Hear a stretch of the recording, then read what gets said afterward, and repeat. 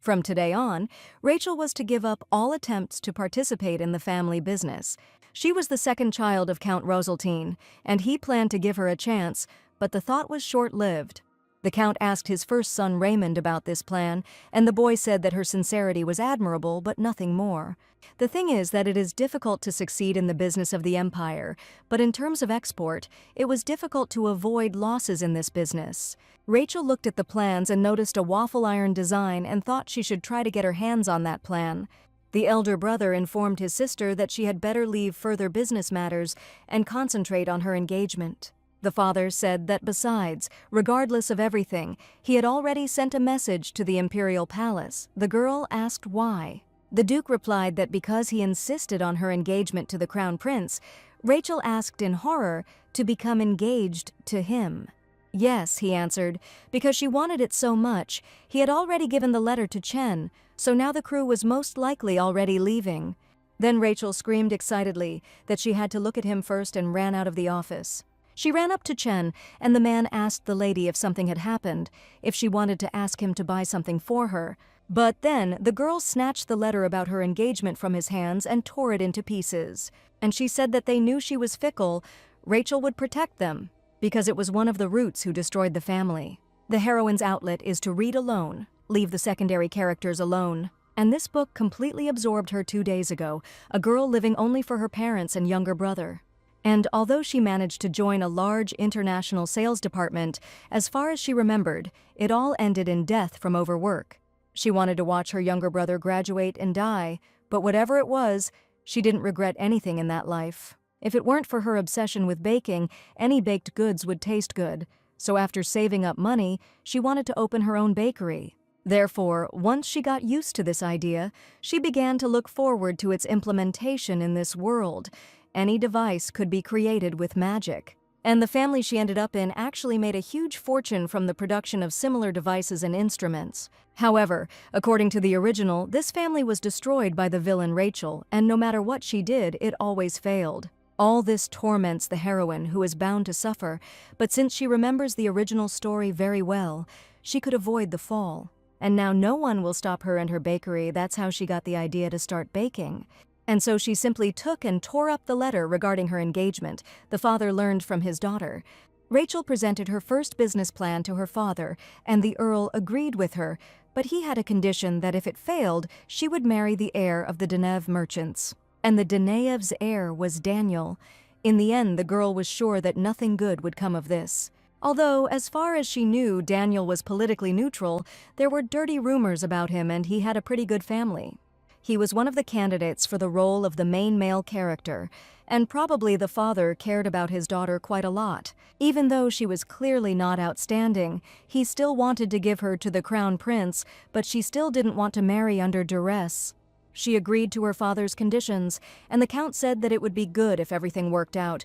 He would regain his face, and the girl reminded him of the conditions with failure.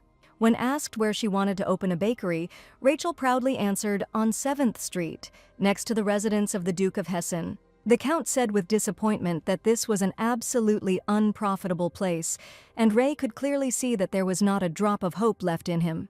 But in any case, the Count still bought her a building there, and even though the owner was the Count himself, she didn't have to pay taxes in this place. She didn't have any money to put into circulation yet, but she did own an unused mine.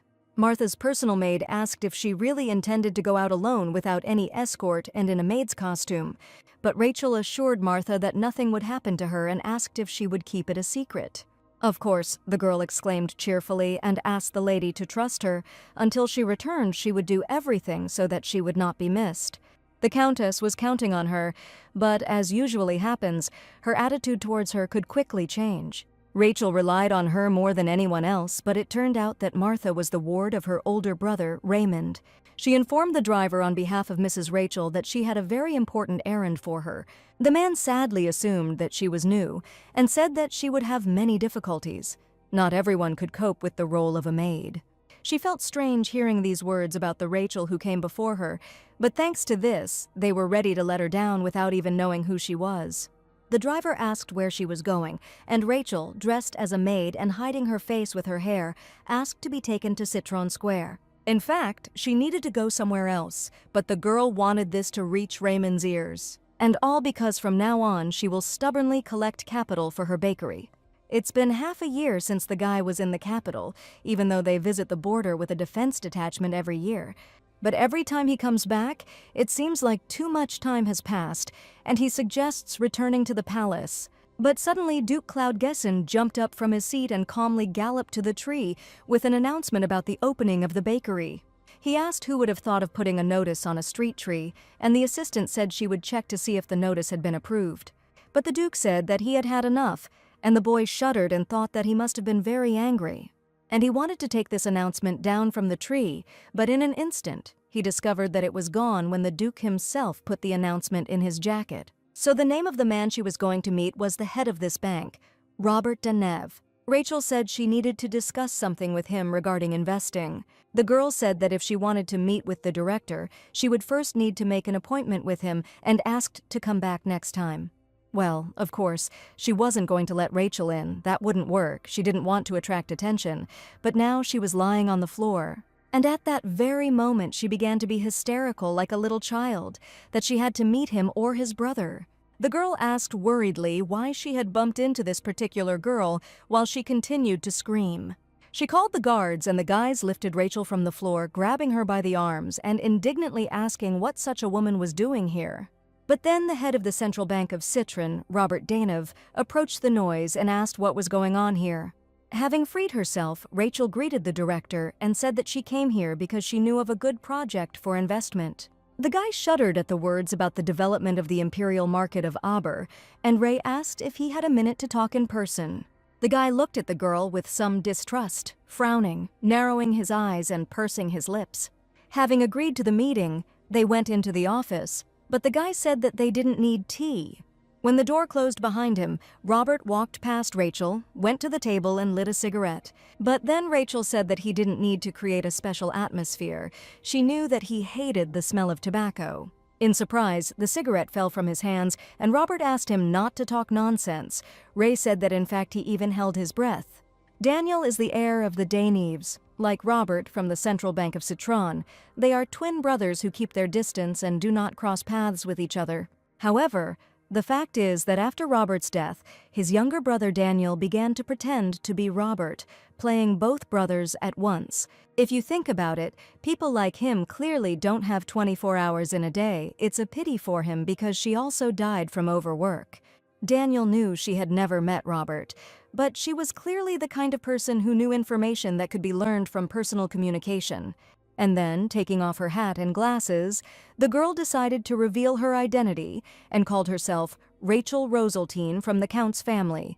The boy looked at her with fascination and said that he was not interested in aristocrats, so he had never seen Lady Roseltine. And hearing that she was a real beauty, Ray washed her face and confirmed again that she was indeed Rachel Roseltine. From the guy's surprised face, she wondered if he really had completely different tastes. Well, she didn't expect such an outcome at all. And there was nothing to be done. The girl lay down on the floor again, and Daniel, realizing what this would lead to, shouted, asking her to stop, and that he would bring them tea. Sitting down at the table, Daniel asked to promise, before they moved on to the conversation, that his personal information would remain a secret. Rachel agreed with him and, while sipping tea, said that diamonds would be very fashionable in aristocratic circles next spring. And so, if he invests in a diamond mine now, he will make a huge profit by spring. If so, her words must have been truly reliable information, but Ray had no reputation. There have been sandstorms all over the world right now, causing famine everywhere except the capital. Besides, her mine had long since dried up, and she couldn't even provide him with a source of reliable information. So why on earth should he trust and deal with her? And Rachel asked, it seems he was going to make deliveries of wheat. After all, the main food of the inhabitants of the empire is wheat, and Rachel said with a smile that she wanted to help him with this. At this point, the entire world was suffering from crop failure, which was caused by large-scale sandstorms, but did not affect the center of the empire. Merchants, taking advantage of the opportunity, began to export wheat outside the empire and sell it at high prices. But this was not enough, so the crown prince proposed a law banning the temporary export of wheat from the empire. He received huge support from the people and personally supervised such projects. He will quickly start to monitor them, and even their family will not escape it. Before they were caught, she advised burning all the wheat. But that would be very unfair, Daniel shouted. Having surrendered his fist, he asked about another way and believed that she had come here precisely to offer him a solution in exchange for the implementation of her plan. If she tells him the solution to this problem on the condition that the wheat does not have to be burned, then in return he will give her what she wants.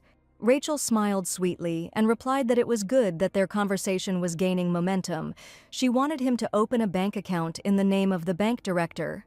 Daniel worriedly said that this was not possible, but Rachel gave him some pretty strong arguments. In that case, he could lend her his personal account because he didn't want to do anything that could tarnish his brother's name. After some discussion, Ray realized that he was quite self-confident and agreed, speaking about the warehouse that he would leave open and where he could store all the wheat. Daniel then asked if it was dangerous to be located near the residence of the prince's right-hand man, but Ray believed that hiding in plain sight was the safest place. After all, this is Rachel Roseltine's own warehouse, and she is literally a symbol of business failures. Aimlessly collecting all sorts of things is a common thing for her. Her confidence surprised her, and Ray said that in order not to take money from him for rent, she would like to buy wheat from him for half price.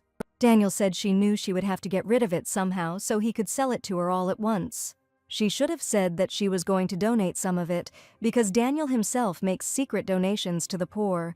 During periods of crop failure, it is not the aristocrats who suffer the most, but the poor, as well as the institutions where children live. So she said there was a daycare on 12th Street, and she wanted to donate all her unsold baked goods there. Rachel said she loves delicious bread and cookies, so she plans to make a lot of donations. This tactic worked on Daniel and asked if she was serious.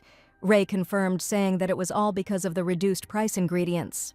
At that very moment, they decided to sign the contract immediately, and Daniel immediately provided the papers. But then he stopped and asked what the name of the mine was, for which they were signing a contract. Ray answered Hectare. Daniel noted with disbelief that mining there had now stopped and asked if copper had not been mined there before.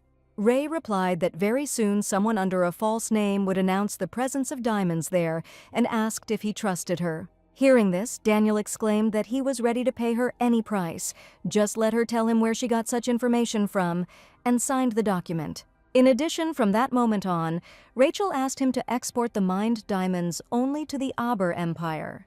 At some point, diamonds will become scarce and their price will rise, but aristocrats are ready even for this. And she asked that they be sold only at a very, very high price in order to make even more donations. So, thanks to her persistent attack, this agreement was finally signed, and she provided her bakery with flour.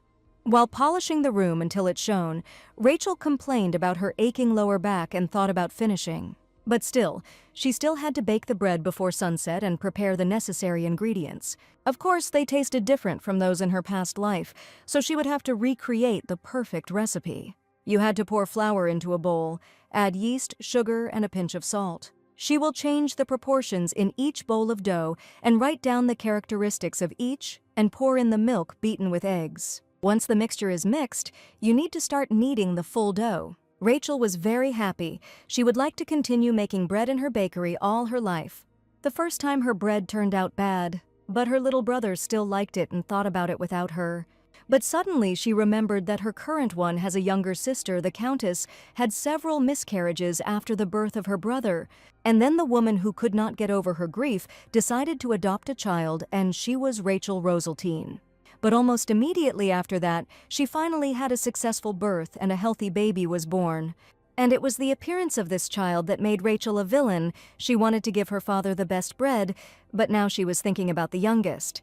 It was easier to survive when you had friendly and warm relations with your family, but then the second test came, and it was time to take the meringue out of the oven. Now she put a few balls of dough into the pan. And then she put them in the oven to bake, and now she had to repeat this over and over again until she found the perfect version of the recipe. The next morning, a letter arrived saying that they needed to postpone their diamond mining plan to avoid the prince's surveillance. In this letter, he beat around the bush, and it was probably time for her to write him a letter asking him to launder the money. But then Martha said that Mr. Raymond wanted her to come to his office after lunch. Rachel sighed and said that if he had something to say, then he should come to her and tell her personally about it, and then her brother came in. Raymond said with displeasure, as he knew he had to come, so he left immediately just in case. And Rachel, giving her older brother a displeased look, wondered what business he had with her. She asked what he wanted, saying that she was busy now, and Raymond asked if she had left the house. The sister argued about who told him this and whether it meant that he came to praise her for her good behavior. Gritting his teeth and grabbing his sister by the collar, the guy shouted menacingly that it wasn't funny what she did to Isabel. Does she think that if she leaves home, everything will remain in the past? Her father still fusses over her solely at the behest of their mother. Last will, that's what it is. Thanks for telling about something that wasn't in the original story. But at least she asked her father himself if this was true. What a scumbag he was, Rachel thought. But he kept shouting. Even if she was grateful, it was still not enough. How could she live peacefully? And even after she pushed her little sister into the pond, she was also a scumbag, thought Ray. And breaking free, she said that she had no intention of becoming independent, but the bakery did, she thought. And she asked if he could leave if he had said everything, and Raymond realized that she was going to live like this until the very end. Then Ray asked Martha to try to guess what was on Raymond's mind and would get a bonus if she could. The maid then suggested that he might not have even thought beyond that and was generally behaving like a child.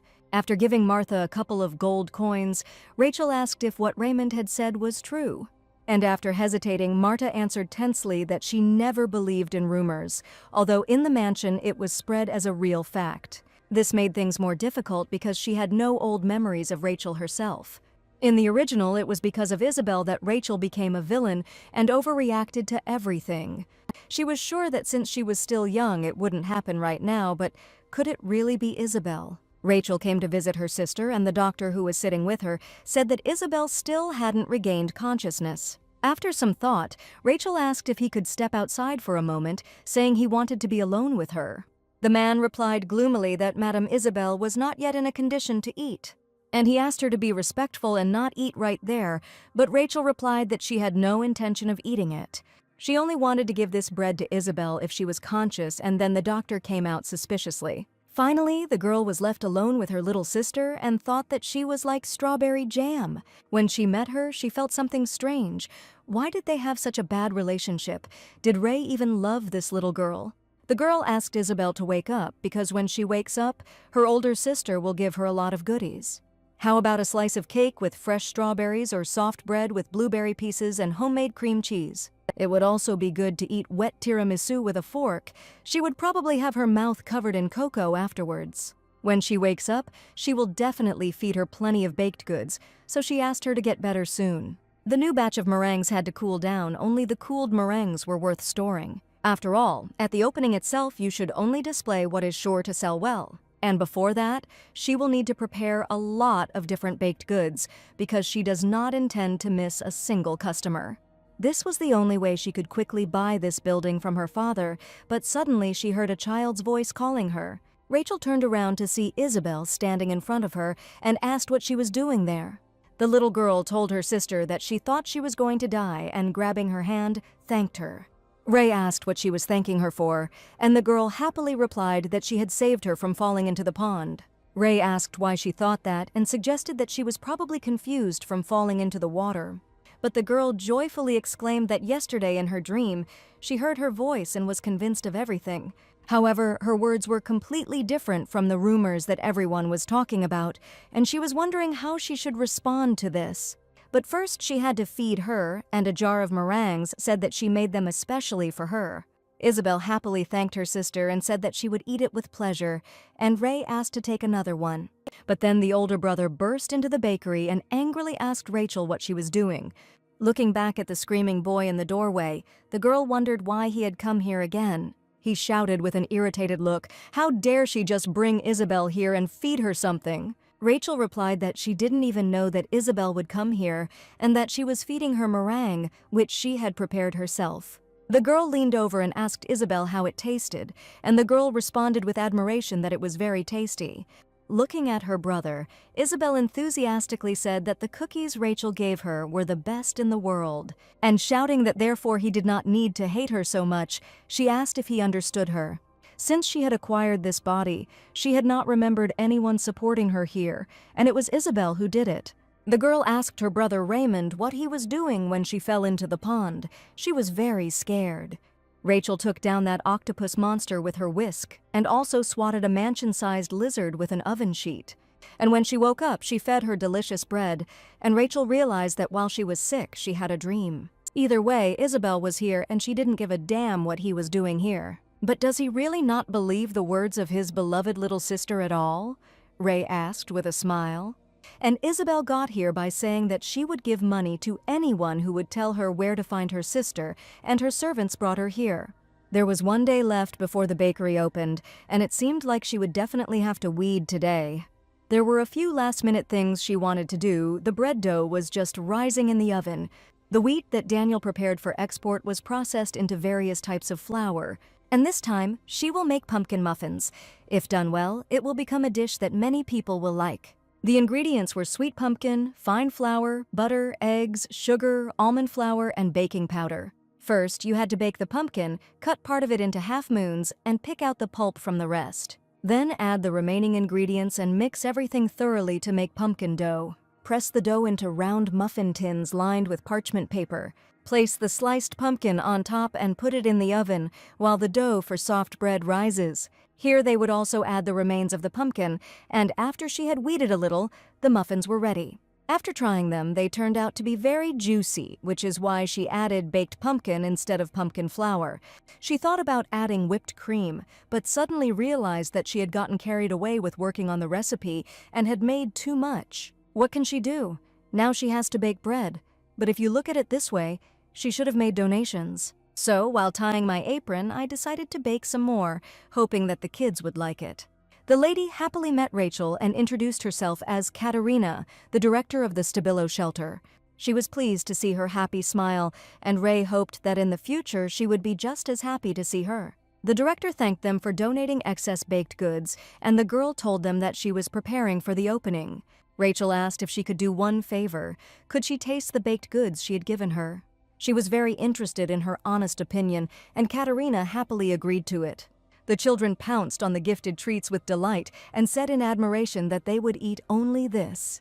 The boys also wanted to try making this bread, but Ray said that the oven was very hot and dangerous. But as soon as they grow up, she will definitely give them some cooking tips, and until then, she will bake herself. But suddenly Rachel noticed that the headmistress's eyes seemed to sparkle for a moment, or perhaps she imagined it. Ray asked if she liked the bread, but Katerina shuddered and replied that it had a very strong aroma and a pleasant texture. She thought it would also be a good gift, and said it was the best bread she had ever tasted. The lady said that she would definitely succeed, and Ray noticed that the children liked it too, so she would definitely bring more.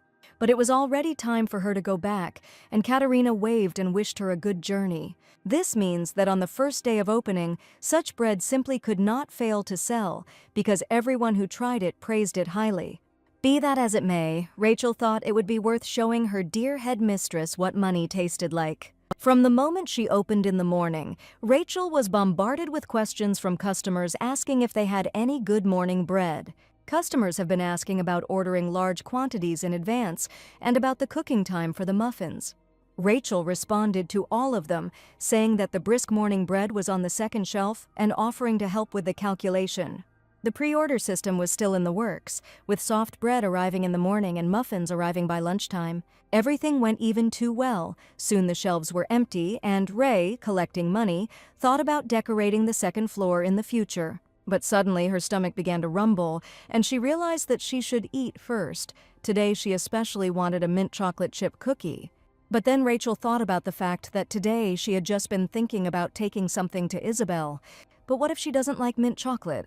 What if Raymond sees her start to feel sick? Covering the baby with his hand, he screamed that she was feeding her all sorts of junk, calling her a villain. Then she'll just make some chocolate chip cookies and add some nuts for a brighter flavor. To prepare it, you needed mint chocolate, nuts, chocolate chips, fine flour, sugar, eggs, butter, and salt. Please note that mint chocolate is not available in this world, so she made it herself. After the white chocolate has melted, add butter, food coloring, and mix thoroughly. Then you need to squeeze it out little by little and let it cool. After all the ingredients are mixed, divide the dough into 2 parts. Don't be too zealous. So as not to get tough cookies, give them a round shape and place them on parchment. They then sprinkle peppermint drops on top of 1/2 of the cookies and nuts on the other half. We put the cookies in the oven and waited. They smelled very delicious, and Rachel hoped that Isabel would like them. After a while, her sister came running to meet her and asked if she had come to visit her. Of course, Rachel answered. She promised that she would make and bring delicious bread and desserts. She asked what she thought her sister had prepared for her and asked her to try to guess. Isabel asked to let her smell it, and Ray let her do so, asking her to close her eyes. After sniffing, Isabel complimented the aroma and asked if she had made cookies. Rachel said she was right and asked Isabel to try it, and the girl took a mint cookie. The girl exclaimed how delicious it was, and Rachel was glad that she liked the mint chocolate she added. The little girl said that she was very happy that her sister baked cookies for her and said that she was very good. Rachel sweetly replied to her sister that she, Isabel, was also very good to her, while the girl ate cookies. But then Isabel was overcome with memories of how she had become ill because of the nuts. Her brother worriedly said that she would never be able to eat nuts again. And the girl, crying, agreed with her brother that she would not eat them anymore because she was afraid of dying. But her sister baked these cookies especially for her, and if she doesn't eat them, she will doubt her. And she constantly hears from everywhere that her sister is not capable of anything. If she can be patient, her little sister will receive praise. Rachel asked the little girl how she felt about it, and the girl wanted to answer, but suddenly began to choke. The household members came running to the crash of the falling cookie box and the noise, and saw the lady on the floor. People were shouting for a doctor because she needed immediate help, and Rachel cowered in horror. But then the Count came up to her and, looking at the floor in horror, asked Rachel if Isabel had eaten anything with nuts. She didn't know that Isabel was allergic to nuts. It was never mentioned in the original story. But did Rachel really know nothing about her, and the Count and Raymond shouted at her? Before leaving, he turned around and looked at her with particular disappointment. They all gave up on her at that moment. While the girl was thinking about this, Daniel tried to call her, asking if she was okay. The guy said that he brought what she asked for and asked if it was related to the fact that her bakery was temporarily closed. He thought that it might also be connected with the fact that there were some suspicious individuals near her bakery. Most likely he saw her brother there, but Daniel thought that even though the flow had decreased, he decided that the guards should remain. The thing was that the number of people had decreased rather than increased, and everyone was sure that her bakery would soon close. When she suddenly asked Tan and whether he had tried the madeleines, he came suddenly, that she had only taken out a few pieces. But Daniel said he doesn't eat untested food, so Rachel decided to eat it first. Seeing that Rachel was okay and that she had eaten it herself, he now tried it too and was delighted. Starting tomorrow, she was going to make madeleines with condensed milk and asked if he wanted to know the recipe. Surprised, Daniel asked if she would tell him if he wanted, and Ray replied that if he paid, yes. She needed to expand, and Daniel had heard that she had absolutely no talent for business, but that was not true at all. But be that as it may, he suggested moving on to their business. Lately, he had seen the products of her bakery everywhere. He also said that he heard that she had become famous among the aristocrats, and Ray asked again in surprise. And Daniel confirmed that the former Duchess of Hesse especially highly appreciated her.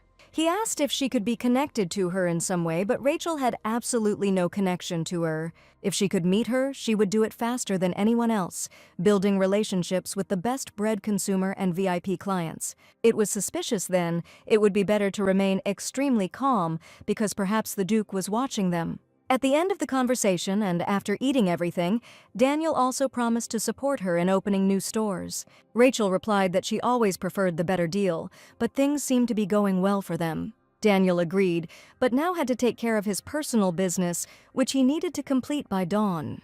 Noticing her opponent's tired state, Rachel asked Daniel to wait and handed him the basket.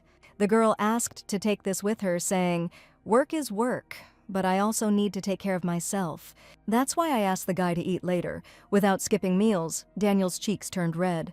Taking the basket, he thanked Rachel and said that he would consider these madeleines as payment for what she had asked him to get for herself. The medicinal herbs she asked for, she will see them today before sunrise. The packages with herbs arrived at the bakery, and Ray set to work thinking that it should have the same effect as the original. But the smell was really disgusting. It would be difficult to eat it, so it was time to diversify the menu. So the girl decided to bake blueberry bread, for which she needed bread ingredients and blueberries. It is prepared in the same way as regular soft bread. Sift the flour and knead the dough. Wash fresh blueberries thoroughly and let the water drain. Then mix with the dough, place in a mold and bake. When everything was ready, she collected the bread and went to the count. But as soon as she stepped over the threshold, her brother met her. Looking down at her with irritation, he asked how she still had the conscience to come here after what she had done. But clutching the basket in her hand, Rachel frowned and told Raymond to move away, saying that she had brought food for Isabel. Going down to Rachel, he called her crazy and, baring his teeth, asked if she had decided to finish off Isabel for good this time. No, Rachel answered firmly. She brought her something that would help her cope with her allergies. But the next moment, Raymond hit the girl in the face and angrily asked why she even thought he would believe her. A shocked Rachel asked him to believe her for once, because she was also his younger sister and did not want to harm Isabel. But then the words came out like this, when Raymond said that he had never considered her his little sister until that moment. He shouted at her to get out right now and not to dare come here again, because he didn't want to see her anymore. But the next moment, the trembling in Rachel's hands subsided and, clenching her fist, she hit her brother on the cheek with the basket. And she screamed at him in response. What kind of a person he thought he was. If he continued to make Isabel's life difficult like this, she would do it again. She screamed that she sincerely felt sorry for their younger sister, and that was why her sister and brother always did everything wrong. Sitting on the floor, Raymond shouted that without her, Isabel would only be happy, and Ray shouted at him not to make her laugh. If that's the case, then why did Isabel come to her? She shouted at the end, when suddenly a question was heard about what all the noise was about. The children froze and fell silent as their father approached and asked Rachel what she was going to feed Isabel. Surprised, the girl told everyone about everything. The composition included rare medicinal herbs that were difficult to find. But despite the unusual combination, the doctor was unclear how she came up with the idea of mixing these ingredients. She replied that this recipe was given to her by a pharmacist who bought it in exchange for many services rendered to him. In fact, this medicine was invented for Uriah, the main character of the novel, which Daniel desperately invented. The Duke thought, and his son said, that Rachel was trying to slip them a medicine that even their doctor didn't know about. Raymond believed that this absolutely could not be allowed, and immediately the servants began to whisper about trusting Ray. They thought she was deliberately deceiving them because it was Mistress Rachel who was going to kill Mistress Isabel. No, she would like to say that all this is not so, but would anyone here believe her? But to her surprise, the Count said that this was the last time. If this medicine did not have the properties she was talking about, then she was no longer his daughter. And then this day would be the last day she set foot in this house, the last day she would receive any trust from the family. Regardless, she had already put Isabel in danger, so he couldn't fully trust her now. She would have to prove the opposite in practice, and by saying this, her father only hoped that Rachel would understand this. But soon the baby got to her feet, and internally Rachel experienced rather mixed feelings.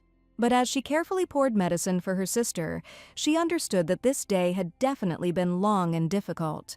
After this, new rumors began to circulate among the servants that Mistress Rachel had made Isabel recover. Rachel asked if she was glad she was getting better, and Isabel, hugging her sister, replied that she was especially glad that she had come. But she wanted to admit that her brother told her that she shouldn't eat peanuts, walnuts, or any nuts at all. And trembling, she said that she ate it anyway and apologized, but Ray assured that everything was fine because everything ended well. Stroking his head, Rachel said that even her little sister couldn't stand the pain and asked why he did it. And then Isabel admitted that she thought that after this, people would no longer say bad things about her. And while Ray was trying to comprehend this, Isabel noticed that they were being brought the blueberry bread she had brought her. Isabel tried it only once, but it was very tasty, and the maid also praised her outstanding skills. The maid said she had no idea why she was at the center of those sad rumors. Rachel gave her a dark look and thought that now that Isabel was better, it was time to find out about that too. Be that as it may, the girl did not think that these were just defamatory rumors. The servant reported that he had brought his lordship afternoon desserts yuzu cake and raspberry tart. Duke Cloudgeeson asked that since everything was ready, tea should be served to them, and the boy obeyed the master and walked away. The man said that he was impatient and heard that if you come to the Duke's house, you will definitely try some kind of dessert. Cloud replied his older sister's insight was, for the most part, her strong point. He replied that it was all because this was his strong point, and their maid even took an example from him. The man was grateful for the investment in the accessories business and promised to do everything in his power, but then dessert was served. This raspberry jam sits so well between the biscuits, creating a sophisticated taste. If there was a cake like this available somewhere, he would gladly do so. The cupcake was also amazing. He praised the perfect combination of aroma and delicate texture, although he was not very fond of cakes, at which point the Duke pursed his lips. He slammed the table and said menacingly that he had remembered an urgent matter and suggested that the Count end the conversation there. They had not yet come to a final agreement on cooperation, but seeing the expression on the Duke's face, the Count fearfully agreed with him. As soon as he left, Duke Cloud took the uneaten desserts with him on a napkin and retired to his office. The desserts tasted divine, but he was still not satisfied with them when he remembered the announcement. Rachel's bakery, thanks to his mother, Cloud now had a reason to go there, but it recently closed and he wondered about the reason. At this time, Marta screamed that even if she tortured, she still wouldn't be able to say anything, and didn't know anything about the story with the pond. As she said before, she is just a person working for Mr. Raymond, and even so, it would be difficult to say anything. She was just walking around listening to various rumors, but then Rachel placed a gold earring with a ruby in front of Martha. And she immediately replied that in fact she needed to go around and spread rumors, since she was on friendly terms with many in the mansion. But even so, the truth did not know anything, but there is someone who gives the rumors special credibility, confirming them. Rachel tried the same tactic, handing over more decorations, and Martha replied that she had heard that Dari, the maid, did that. The girl said that she really liked her love for money, that is, for honesty, and Martha became embarrassed. Be that as it may, Dari confirmed these rumors. That day, Isabel and Raymond were walking together. And while the young gentleman had moved away from Madame Isabel a little, she decided to look at the fish in the pond. But suddenly Mistress Rachel appeared there and pushed Mistress Isabel into the pond, or so the rumor went. Public opinion of her in the mansion was shaken, and at the height of the rumors, she was given a separate room to feel safe.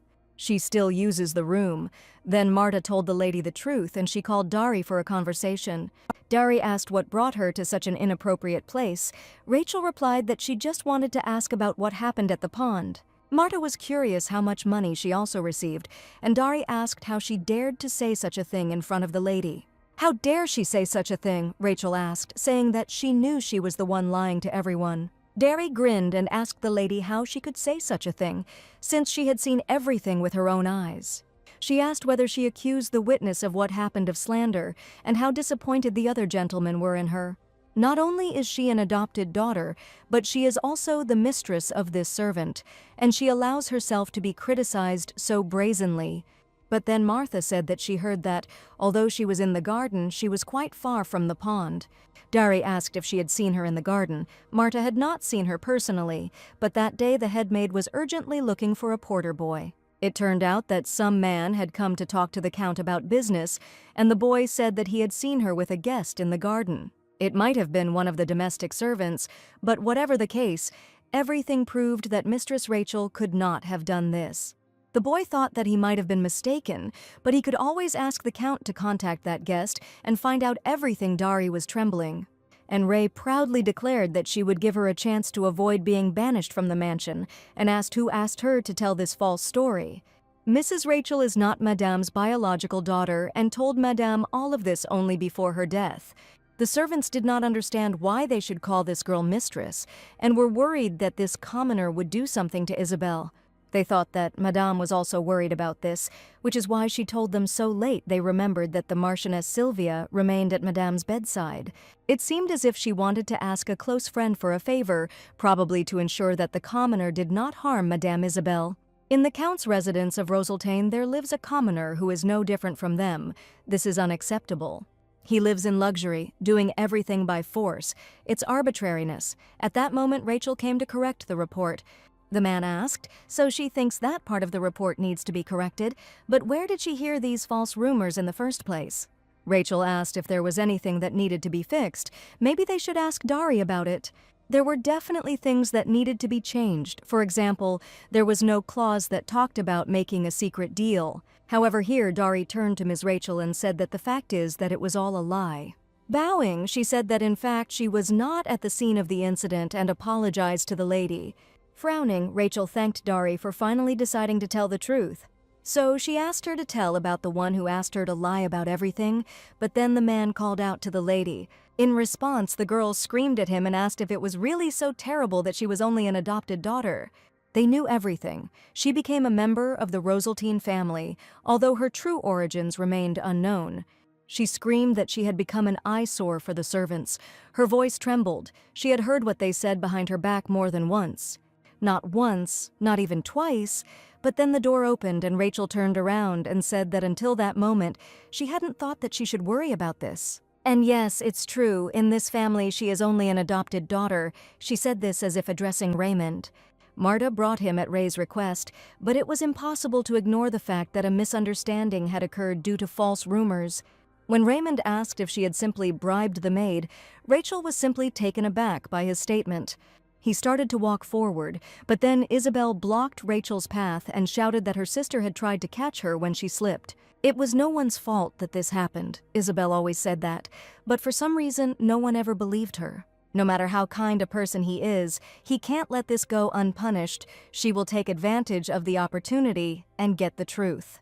She turned to her brother and said that she was not defending her sister, but simply telling the truth. As far as the girl remembered, in the original story, Isabel also didn't like her sister Rachel from the very beginning, but maybe it was because the people around her kept saying nasty things. So Isabel could believe that her sister was really a bad person, but now the little girl looked at her with hope. Finally, a smile appeared on Rachel's face and, feeling moved, she thanked Isabel for believing in her.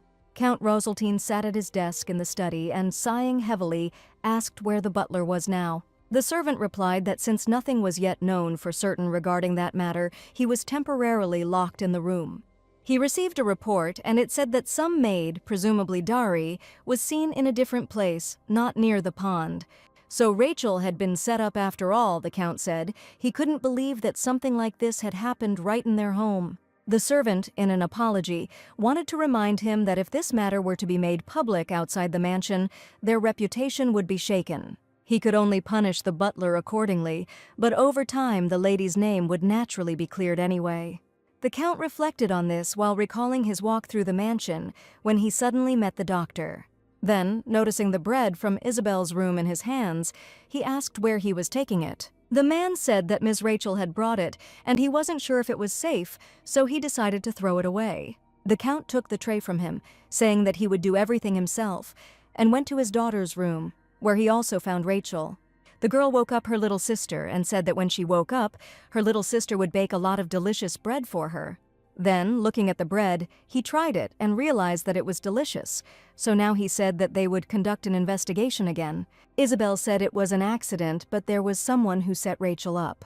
He, as the head of the house, will personally take care of this matter and, moreover, will make this matter public outside the family so that everyone knows about what happened. On the opening day, Rachel sold good morning bread to a customer and was finally left alone. She believed that a sudden closure right after opening would hit her business hard. She just needed to be prepared for such situations. After all, the future super VIP guest would be the Duke of Gezin himself, but first, the muffins had to be prepared. But she has to use decorations to make them look like cupcakes, and the main ingredient will be strawberries, the Duke's favorite treat. After a while, Rachel heard the sound of a bell and informed the gentleman that the bakery was already closed. But seeing the face of her guest, she said that she was going to close, but not yet, and greeted him. Duke Cloud Geeson is a great knight of the north, protecting the borders of the empire from monsters and invaders. But it seems I recently ran into a huge problem.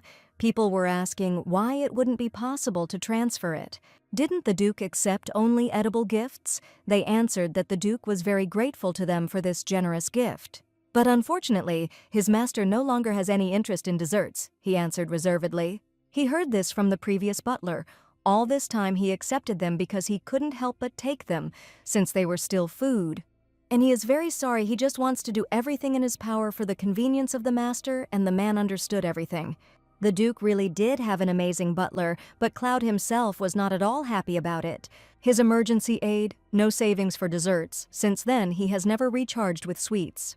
He even unconsciously stopped eating sweets altogether, but it was good that she was working again. Rachel apologized for the mess. She said he could look around for now, but then the Duke saw the soft blueberry bread with cream cheese and realized she had taste. And Rachel herself asked if he wanted to try what she had just cooked. She doesn't have tables yet, so we'll have to taste right at the counter, but the guy didn't mind at all. However, here she served a muffin with strawberry whipped cream and fresh strawberries, surprising Cloud. The golden muffin is topped with sweet strawberry whipped cream and topped with fresh strawberries. The combination was bound to be delicious, and he hoped it would be soft but chewy. However, just after tasting this dessert, Cloud was overwhelmed with new sensations and the taste of paradise. Here, Rachel called out to the gentleman, and he, coming to his senses, modestly asked to be allowed to buy a few of these. As she handed him the box, she asked how many he would like to order. Pre-orders were available. And of course, they have a packaging service which makes it easier to ship larger orders, so why not offer that? They also have a loyalty system of different levels. For their VIP clients, there are special gifts. And each time the gifts are different, but they are always very special desserts, and the guy is interested in this. He said excitedly that he wanted to make a large order of what was most expensive here. And so, after some time, Cloud was sitting in his room eating desserts that he had previously ordered for delivery. For an order of 20 boxes, each containing 5 items, they prepared pasta for him. However, Cloud didn't know what a macaron was, and Rachel explained in surprise that it looked something like a dacois, a dense meringue with a crust and a layer between them. There are many types with different fillings. The name alone sounds delicious, and after the explanation, it interested the Duke even more. The maids discovered this unusual dessert from Rachel's bakery, thinking they were pretty cookies. "What difference does it make?" they said, because they were prepared by a girl who is called the incarnation of the witch Margarita herself. Others said that everything she makes is delicious. They are the best in the kitchen, so they should try it and give their verdict. Another replied that they would judge the dessert with all severity, and the third agreed with them. But only after trying it did we realize how incredible and impossible its taste was. Sweet but not greasy. Crunchy, soft and chewy all at once, and it looks cute too. This dessert is absolutely amazing. Then the lady noticed that her madam looked worried, and she asked if it was very noticeable. They explained to her that she simply didn't usually sigh that often, but the lady replied that she shouldn't worry. She asked Owen because she was interested in something. She said that she bought these cookies at Rachel's bakery. But recently she heard from the servants that the owner of the bakery, Rachel Roseltine, was called the Countess of Shame. She asked if it was true, and Owen replied that she had been interested in the same question, so she tried to find out everything. She has quite a bad reputation, and everywhere the name Rachel Roseltine has already become a household word. After listening, the lady thanked Owen for her help and conversation and asked her to have a good rest. Not only being a former duchess, but also running an orphanage, she was particularly complimentary about the bakery. But who would have thought that in reality she was being controlled by such an evil person? But the Rachel she saw could not be called that. So which of these is true? But when I tried the pasta, I was amazed that it was made from soy flour. I think she said she was going to try making something out of it, and then everyone would enjoy the taste. And smiling softly at this, the former duchess thought that perhaps she should check everything again. Martha asked the lady to trust her, saying that for an hourly wage she would work hard. Rachel laughed and said that she had already prepared everything, and asked that she simply count the baked goods and arrange them. Rachel went out for a walk happily, thinking that her mood was much better today. And all because of Duke Gesson. Thanks to his huge orders, she acquired a reliable financial cushion. Daniel, dressed to the nines, greeted Lady Rachel cheerfully and informed her that he had invited her because there was good news. Unfortunately, Robert won't be with them, so he will tell everything in person. Ray realized that today he is as Daniel and thought how hard it is for him. However, she arrived in such an inappropriate carriage and got drunk. Surely Count Roseltane didn't have something more luxurious. Ray replied that she had come straight from work. and had used the services of a carriage and had thought about his image. In the role of Robert, he is sharp, stubborn, and now his opposite. If she didn't know the original story, she wouldn't have thought that it was the same person. But when they met for the first time literally the day before yesterday, he didn't even give her a cup, which means that now she has become an important business partner. Ray asked what news had made him invite her straight to the Denev mansion, and Daniel replied that she would be glad to. And all because everything happened just as she said. High-purity diamonds were discovered in that mine. But to sell such diamonds at high prices, masters of handcraft were needed, and Rachel asked if he would turn to Count Dishon. However, there was another problem. Rachel said in surprise that she had heard that his family were the greatest masters of jewelry making. But Daniel was worried about Duke Gazin. It seemed to him that he suspected them of something. He learned that the Duke had recently shown some interest in the affairs of Count Dishon's family, although nothing had really been discussed. But his security guards reportedly said he had been visiting her bakery after closing time and thought he was doing it on purpose. Rachel was sorry that the Duke's intentions had been misinterpreted, but she had not wanted to involve Earl Dishon in the first place. In fact, this Count is a swindler with a bad character, but it would be nice to know who the heroine ultimately entrusted this job to. But there was no mention of this in the original story, so the focus had to be on what she could do first. Then the girl asked to find out about the other master, because if the Duke suspected them, then everything could lead to an arrest. It was like her. And yet he said that he would give him a business card if he didn't find out anything, but for now they should stop mining. Instead, it would be better to quickly open a second bakery. She would give him the money immediately after mining the diamonds. His main goal was to get rid of the wheat stalks as quickly as possible, so he would rent her the remaining vacant building on the property for free. But she understood that she couldn't use it for free forever, so she suggested agreeing on a monthly payment right away. But she had not yet won his trust enough to agree verbally, but Ray replied that a written agreement was needed regardless. While cleaning, Marta sang a song about how good it is when the mistress gives money, but if she delays payment, she will leave her immediately. Although she would get the payment she owed anyway, she suddenly said hello to Alice, whom she had not seen for a long time. And the girl, looking at her friend in horror, asked Martha with a trembling voice if she worked in this villain's store. After her sister's story, the girls could not believe that it was Marta, who was blinded by money. They asked their sister if she was still in touch with someone like that, because it didn't seem right that she was ready to do anything for money. Alice agreed with them, but smilingly said that she always pursed her lips so cutely when she talked about money. A few months earlier, Martha had told her that she would be starting work for Mistress Rachel and had volunteered herself. Alice was worried about why she needed this. She heard that this lady was surrounded by very bad rumors, even in her family's mansion. But Martha only spoke admiringly, clasping her hands to her chest, that she would be her personal servant and would receive money. After these words, he and Martha did not see each other for some time, as they were both busy. And she thought Rachel was making fun of her, forcing her to figure out how to make money in any way she could. Martha would answer the lady that in this way she could hurt many people, and then she would shower her with money. And then Martha, with a sparkle in her eyes, asked the lady to trust her because she would throw the whole world at her feet. Alice was very worried that her friend was ready to go to such lengths and stoop so low for the sake of money. But at the actual meeting, Martha reassured the worried and anxious Alice, telling her that she was fine. And in general, she began to work for the lady again, but suddenly she noticed a visitor and greeted her in Rachel's bakery. And she suggested that they come in and then talk. But then Alice turned to the visitor.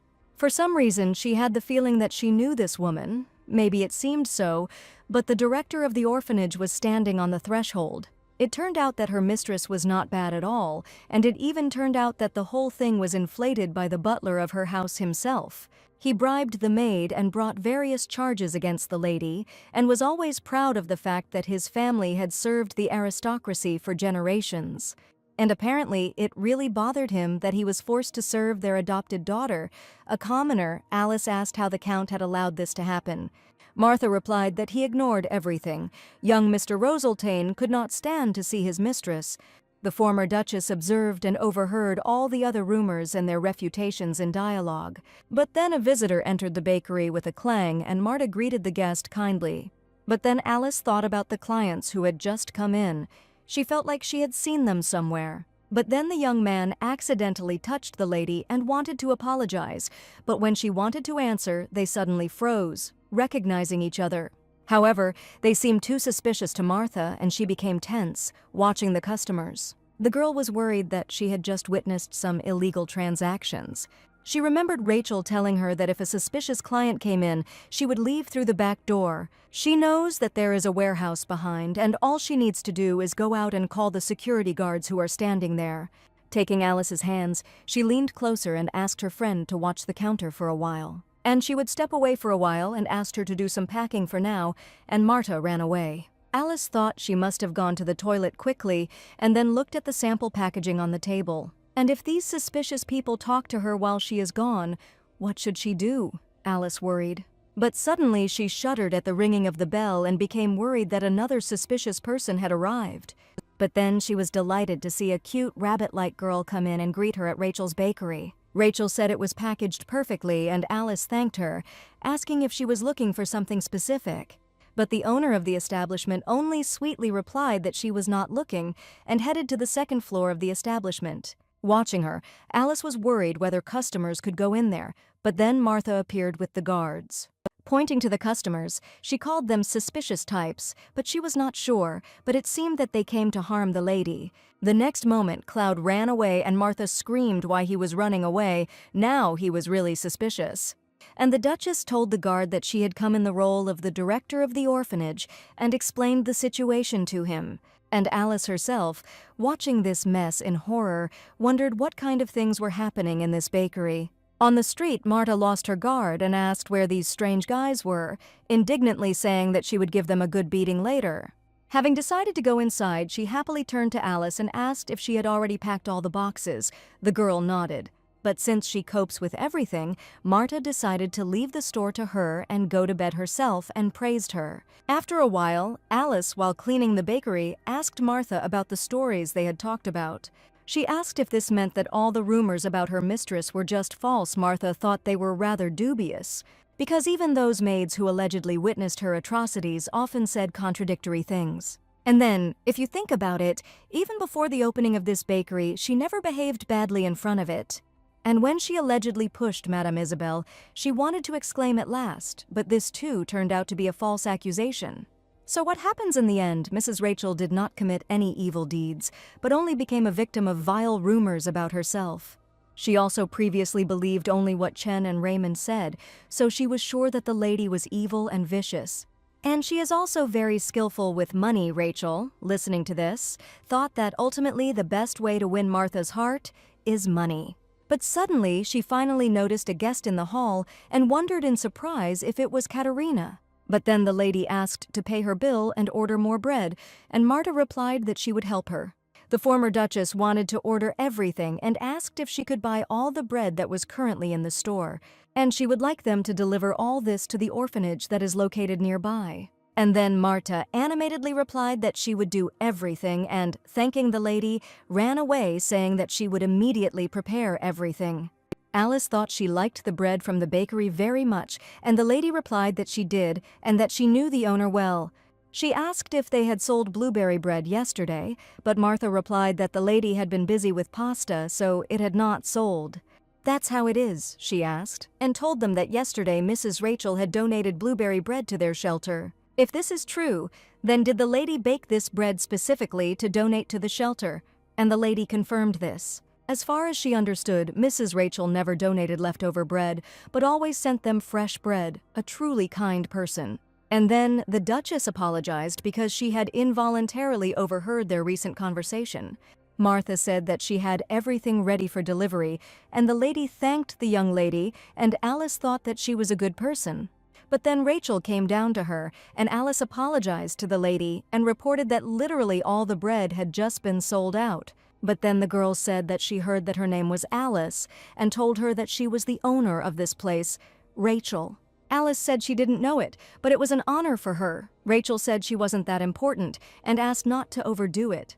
It was an honor for Ray to see how deftly she handled the packaging and asked what exactly she was doing. She said that she worked in the house of Duke Gazin and, together with her younger sisters, worked as an assistant in the kitchen. And then Rachel asked if she could consider working in her bakery because she was looking for someone just like her. She reported on her salary, bonuses, and allowances, and there will also be overtime pay and severance pay. Alice asked, confused and surprised, if she was telling her this, and Ray replied that first of all she would pay her properly for today. She hoped that Alice would agree to accept her offer, but now she had to go. Left alone with her impressions, Alice thought what a wonderful Mrs. Rachel was. Rachel didn't know how many times she had walked around the area, but she couldn't figure out where her potential client had gone. He probably just went back to his mansion, and it was unlikely that he would return to her bakery now, she reasoned. But then the girl noticed that a warm wind had blown the ribbon off her head and that someone had picked it up. Duke Cloud Geeson stood in front of her and handed her a snow-white ribbon, telling Rachel Roseltine that she had dropped it. Rachel's cheeks flushed, but then she thanked her golden customer. And she modestly said that next time she would definitely give him a big gift with delivery. Suddenly, waking up, I thought that I had to pretend that I didn't know her at all, because I supposedly didn't yet know who was hiding behind the client's identity. After pausing for a moment and thinking about how to get out of this situation, she said that she wanted to say something else. And the Duke had a premonition that they both knew each other's identities. So he knew she was Rachel. She hardly ever goes to parties and he'd never seen her, and he probably overheard Martha and Alice talking. She made no attempt to hide it and said that they had never met and asked how he knew. You have to pretend they're at least a little surprised. This is a potential VIP client, and it would be great to manage them. She asked him if he liked the pasta he ordered. She made sure to put more care into his box. Remembering the macarons, Cloud awkwardly replied, "Strawberries, it was delicious." Rachel remembered that there were a lot of strawberry macarons. Then Cloud asked how she knew he liked strawberries, and she replied that his eyes never left hers. Scratching his neck, the guy awkwardly said again that they were very tasty and sweet. Still, Cloud wasn't very detailed in his expressions, although he had an amazing sense of taste when it came to desserts. Even in the original story, he wasn't as popular compared to the soft-hearted Daniel or the bad boy Crown Prince, but while the other two were motivated by money and power, he was the only one who competed sincerely and had a great love for desserts. Martha asked the lady if she planned to make herself a dress for the ball this spring. "What is she talking about?" Rachel asked as she rolled out the dough, and Martha wondered if what she was working on had anything to do with the ball. But Rachel replied that it was just practice and thought she would sew it last time, and Martha asked if she would go to the boutique. Their design had been popular lately, but Rachel doubted it and Martha assumed it was because of that incident. Then Rachel came to the boutique but displeasedly asked Martha to get rid of the dress immediately. The saleswoman exclaimed in horror that last time she said she liked the design. However, the girl proudly declared that if she says that she doesn't like it now, then she doesn't like it, it's her taste. But then the guy clenched his fists and said irritably, "Apparently commoners don't have good taste." Rachel turned to look at him in surprise, and the salesman suddenly realized what he had just said. And while the girl pounced on the guy with punches, Marta still thought that she would have to go and throw him out. But suddenly I noticed the frills and gems on this dress and thought that they looked very expensive. As he was leaving, the guy indignantly thought that he had made a careless remark. Without realizing it, he needed to apologize and make amends for the situation. But then he saw a familiar fabric in the hands of the maid and wondered if this was the dress he had created.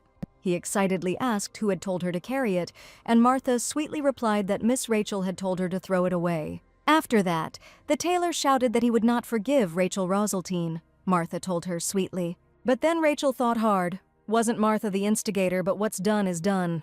Didn't Jack say that at the ball this spring he would attract the attention of the Empress? And then he continued to climb the career ladder and attracted the attention of the heroine, returning his place in the boutique. After that, he took revenge on her, and she planned to block him in advance and suddenly thought about it. Rachel said that if she could get the Empress's attention, it would be great karma. And then Martha asked why not take advantage of the upcoming ball, an event dedicated to the 500th anniversary of the founding of the empire. She heard that the Empress had put a lot of effort into it and that it was unlike previous balls where many young people had attended. This time there would be a lot of middle-aged and older people, and she also heard that the Count would be going too. Rachel agreed with the maid, but suddenly thought in horror and asked how she knew about this. But Martha, smiling enthusiastically and innocently, asked if everyone around her was not talking about it. Rachel had thought so for a long time, but Martu was so good at collecting information that she didn't realize its value. So Ray said that since she had a good idea, she deserved a reward, and she should keep Martha close from now on. The former Duchess was walking through the streets towards the bakery, when suddenly her attention was drawn to Rachel. The girl was sitting in the yard and diligently pulling weeds when she responded to the director, Katerina, and greeted her. The lady asked if she was weeding alone and had not called anyone, but Rachel replied that she had decided to pull them out herself. She needed to train, and besides, hiring people might be a bit expensive for her. Then Katerina asked what bread she would recommend for the next week because she wanted to try something new, if there was one. Rachel popped into the bakery for a minute and handed over a tray, asking if she could have a taste of it. Looking at the product with interest, Katerina asked if this was the new Injomi macaron that had been released. It was him, and Ray was still finalizing the recipe, but even so, the lady wanted to try it right now. The soy flour makes it difficult to eat neatly, but Miss Catherine ate it very elegantly. And suddenly she sighed in surprise. It was truly amazing, the nutty and soft taste combined making it richer. It's not too sweet because it's easy to eat without feeling heavy, and Ray praised her for the effort. And then Rachel pulled out an advert proudly announcing that she was planning a special promotion for pasta.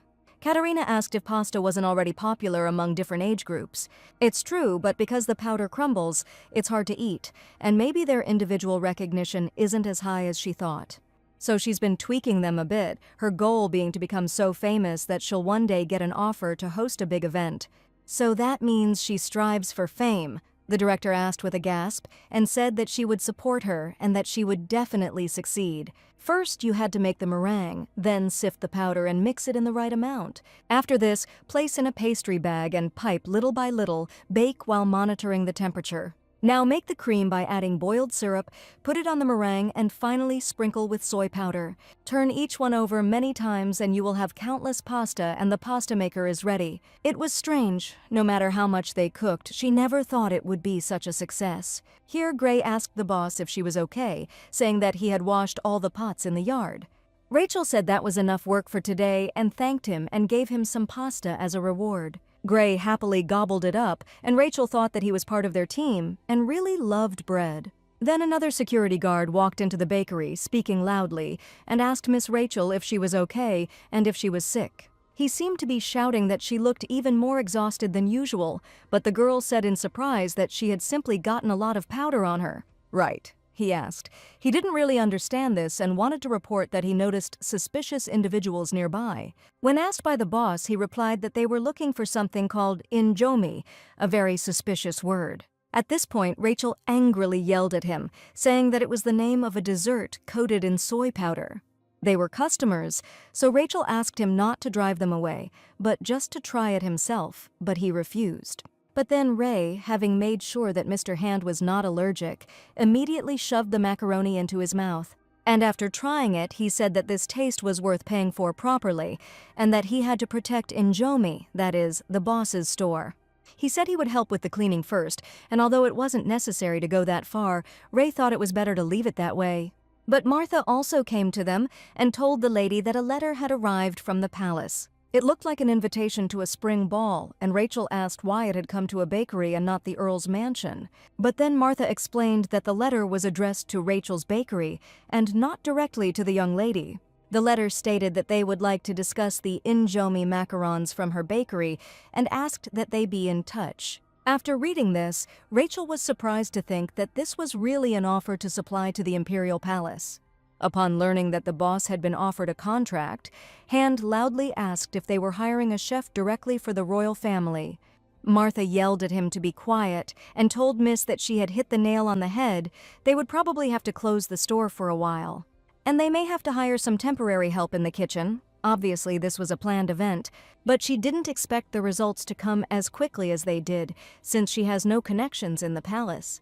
Katerina took charge of this, promising to support her, and Martha told Miss that she must be very lucky. It was surprising, but whatever the case, it didn't matter and she needed to write an answer urgently. Rachel apologized for the late visit, but the head maid said that everything was fine because she had already said that they would find a convenient time. The lady suggested that she was probably curious as to why the royal family had come to supply her bakery. as she knew there would be guests of all ages at this ball, and there was no dessert that would suit them better than injomi macarons. They said they might consider a permanent contract if the feedback was good. Rachel asked if she could set the criteria, and she then came up with the condition that all the macarons at the ball would be sold out. She was about to say that it would be difficult for her to agree, but then Rachel said that she had signed and asked for beautiful plates to be laid out. The head maid was very surprised that Rachel signed a contract without negotiating on harsh terms. But Rachel was confident that they would be able to empty the plates and that it would actually be good publicity for the new product. She asked if it was due to her recognition of the taste and quality of the injomi macarons and was happy to prepare the dessert to their standards. This question was asked in order to gain an advantage in the contract. She answered respectfully, without devaluing the pasta. She manages business as well as reputation well, and so the maid suggested moving on to the main topic. The owner met Lady Rachel in the Sabril boutique and asked her to go to the VIP room. The girl said that they had not seen each other for a long time. The man did not come to life that she would come in person and heard that she was busy with the baking business, but that was why Rachel came to say hello. Then he asked if she would wear something extravagant to this ball, but this time she was thinking about a more modest style. Then the man said that he would bring her other catalogs and wondered what was happening to a person who was far from modest. Sabre Boutique. Hori is the head designer here and an influential figure in the history of the industry. He is modest but incredibly skilled, and he prefers stable, safe styles. Usually he just adapts new trends a little, but after the heroine merged with another boutique, he faded into the background. However, she would not lose. It was about a beautiful model, and Rachel said that she had come to propose. Like before, he asked. When she asked to be made more attractive, Ray put it down to circumstances. First, she wanted him to see the gift she brought, and when Hori opened the box, he found cookies. Rachel confirmed that these were frosted cookies, where she first mixed the ingredients well to make the dough. Then I shaped them and baked them and finally added icing on top. So, Hori asked. It was she who came up with the design, and Rachel said that these cookies were for him. The man realized this. Such a design had not occurred to him, although he still felt that something was missing. And then Rachel told Hori that she would like to propose a collaboration using this design and frosted cookies. She would like to see his idea, which he executed well, and it would really look great with the delicate embroidery of the boutique. It would be nice to create a shoulderless design with a curve below the collarbone, and he was interested in the terms of the contract. Rachel was glad he was thinking positively and said, first of all, they could offer an advance of $500,000 right now. Also, the Roseltine family has influential figures. Their entire family will wear clothes from the Sabrel boutique. However, everyone knew that she and Raymond did not get along, but she asked them not to worry, saying that everyone would definitely wear his clothes. The girl ran into the man's room and he asked in fear if she had called him, but what had suddenly happened? Rachel came to have a proper talk with him, Mr. Samuel, and will make the most of what she can. Lately, he had heard rumors that Rachel had grown up, but judging by the way she came unannounced, it had to be a lie. He asked Miss Rachel to contact him in advance next time, and the girl told Samuel that she was very sorry. She knew he was busy working for their family, but the situation was urgent enough that she had to come unannounced. It was amazing that Rachel apologized so politely and said that next time she would contact him in advance, and he asked why she came. The girl replied that lately a lot of people have been talking about investments, and there really are a lot of unpredictable variables. For example, the Dingo mine, which was rumored to be a gold mine but turned out to be a dud. The investors must have suffered more losses. Samuel wondered why she was talking about it. Did she know that he had invested money there? But how could she know this and ask to get down to business if she just came to talk? But then Rachel interrupted him. She asked about Hector's mine, and the guy asked in surprise if she was talking about the mine that belonged to her. What are you saying? Rachel replied with a sweet grin, that she had recently sold it to Robert Denave, the bank's president. And there are probably diamonds there, and investing in it could cover his losses from the Dingo mine, she explained. Shouldn't he return the embezzled funds? She asked, causing Samuel to freeze and anxiously ask how she knew. Rachel explained placatingly that the budget allocations she received were different from those recorded. She, a direct descendant of the Roseltine family and still able to read her family's financial statements, Samuel trembled. He asked, knowing this, she was not punishing him but offering a lucrative offer, since what were her intentions? She appreciated his directness and would like her brother and father to wear Sabrella boutique outfits at the upcoming ball. It wasn't hard, the man reasoned. Sabrell was the best around, but it felt like she was helping him, so that's what was happening. Rachel said that she had a personal agreement with Hori and suggested that they start considering each other friends from now on. She will turn a blind eye to his spending, and he will not notice when she interferes in family affairs for personal gain. Samuel said he understood Miss by agreeing to the terms because she turned out to be more amazing than he thought. On a spring day, Miss Rachel Roseltine and young Master Raymond of the Roseltine family arrived.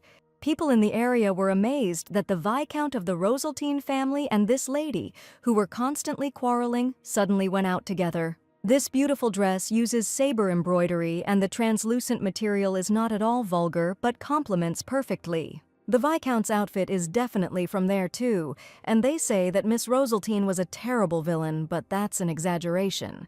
People wondered whether she had managed to clear up the misunderstandings with the Viscount, while Raymond, twirling in the dance, irritably asked if that was enough. Rachel asked if she would gamble with Isabel's life. She was already getting all the royalties from the allergy medicine prescription, he said. Even if he passed on the valuable recipe to someone, wouldn't it be beneficial to her? That's how he wanted to put himself in a favorable light. After the dance, people approached Raymond, saying that they did not expect him to come and reported that they watched him with interest.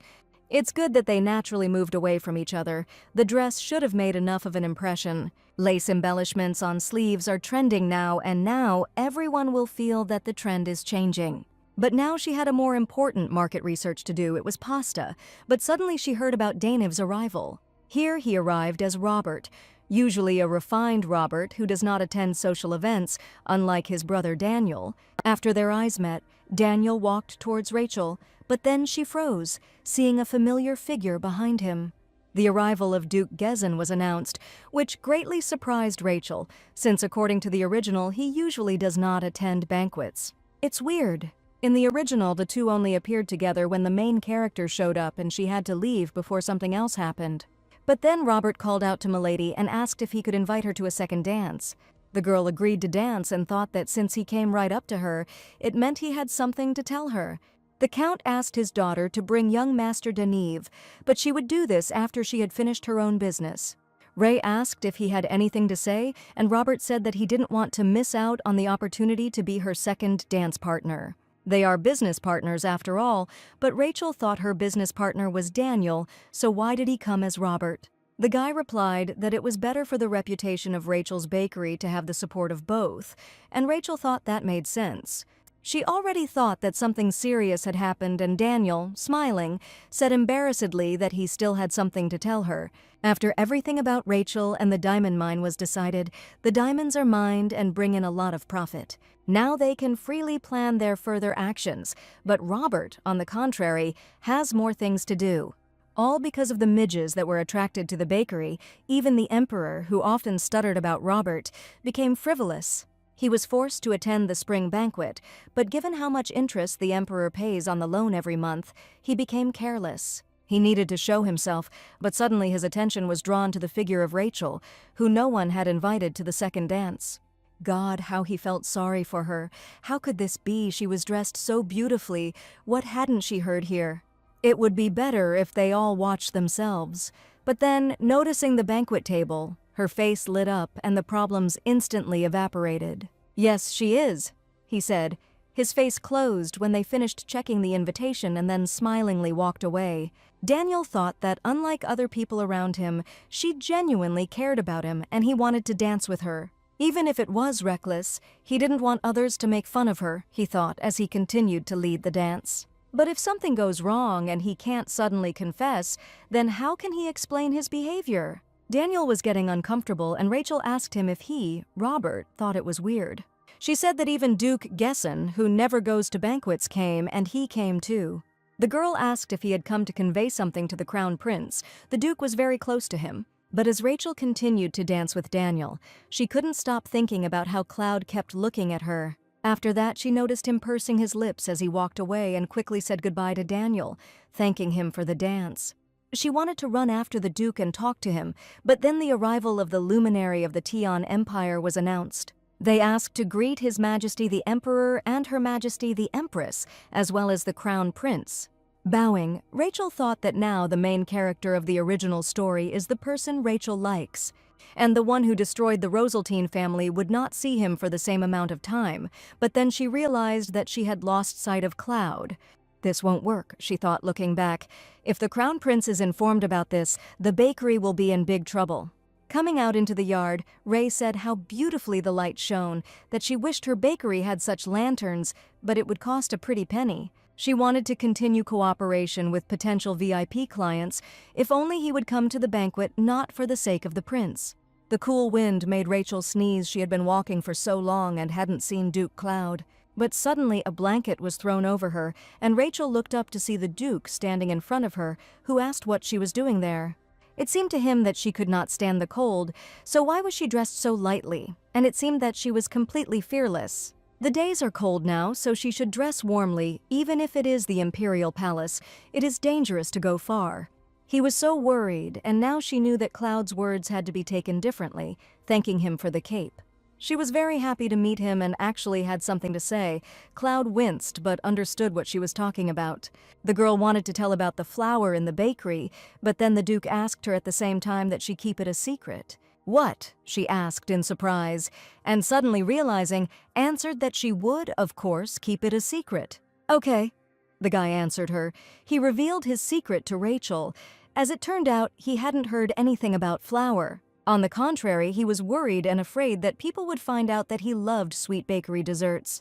After the death of the previous Duke, the servants gathered around Uncle Cloud to protect Mother and the people from those who tried to steal the throne. Cloud became a Duke at a very young age, and when he was 14, he decided to go to war himself. Miraculously, he survived it and became the ruling Duke, earning authority and respect from others.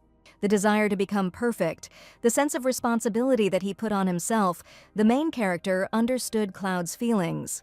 So there was no point in Rachel taking this role, but still, gathering her will into a fist, she asked the dear guest to relax.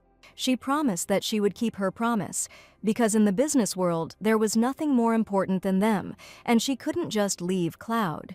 After that, Rachel reached into her dress pocket because she had heard that if she wrote down 3 things he liked, it would make him feel better. She handed the Duke a fountain pen, and Cloud said in surprise that he was talking about bread, not a flour. But she replied that it was a secret, and from now on the Merrill flour would be their code word. He could use it instead, and then she would understand right away. And then Cloud smiled and said that he wanted to look at the flowers of Merrill. Blushing, Rachel asked the guy to come and see them anytime and wondered why she was so upset. Cloud noticed that her cheeks were red, and Rachel said that it was natural and said that she had to go. Cloud said goodbye to Rachel and said that he would come look at the Merrill flowers when he missed them. While walking through the garden, Cloud suddenly came across the Crown Prince standing by a tree and bowed and greeted him. This was a place where he could be alone when he came to a banquet, as he learned that he often came here. The Crown Prince heard that he was there, but could not see him and asked if he had seen the lady off. He didn't see the woman because it was too dark, but after that he said he could go. He felt bad that he was hiding something from him, but Duke Gesson was just the Emperor's dog, so it didn't matter what he did. However, for this person to dance with the head of the Citron Bank and also share a secret with Duke Gesson. He thought she was a predictably boring woman, but she probably had something interesting to hide. What pleasure she would bring him, the Crown Prince thought with a grin about Rachel Rosaltine. The Count brought a list of dismissed servants who insulted her, and the former butler would also be dealt with personally after interrogation. The man sadly told his daughter that he heard that she returned early from the ball because she was not feeling well. Bowing, he said that he had neglected her too much and asked Rachel to forgive him. Why, Rachel wondered, was he expressing so much regret and asking her father not to apologize?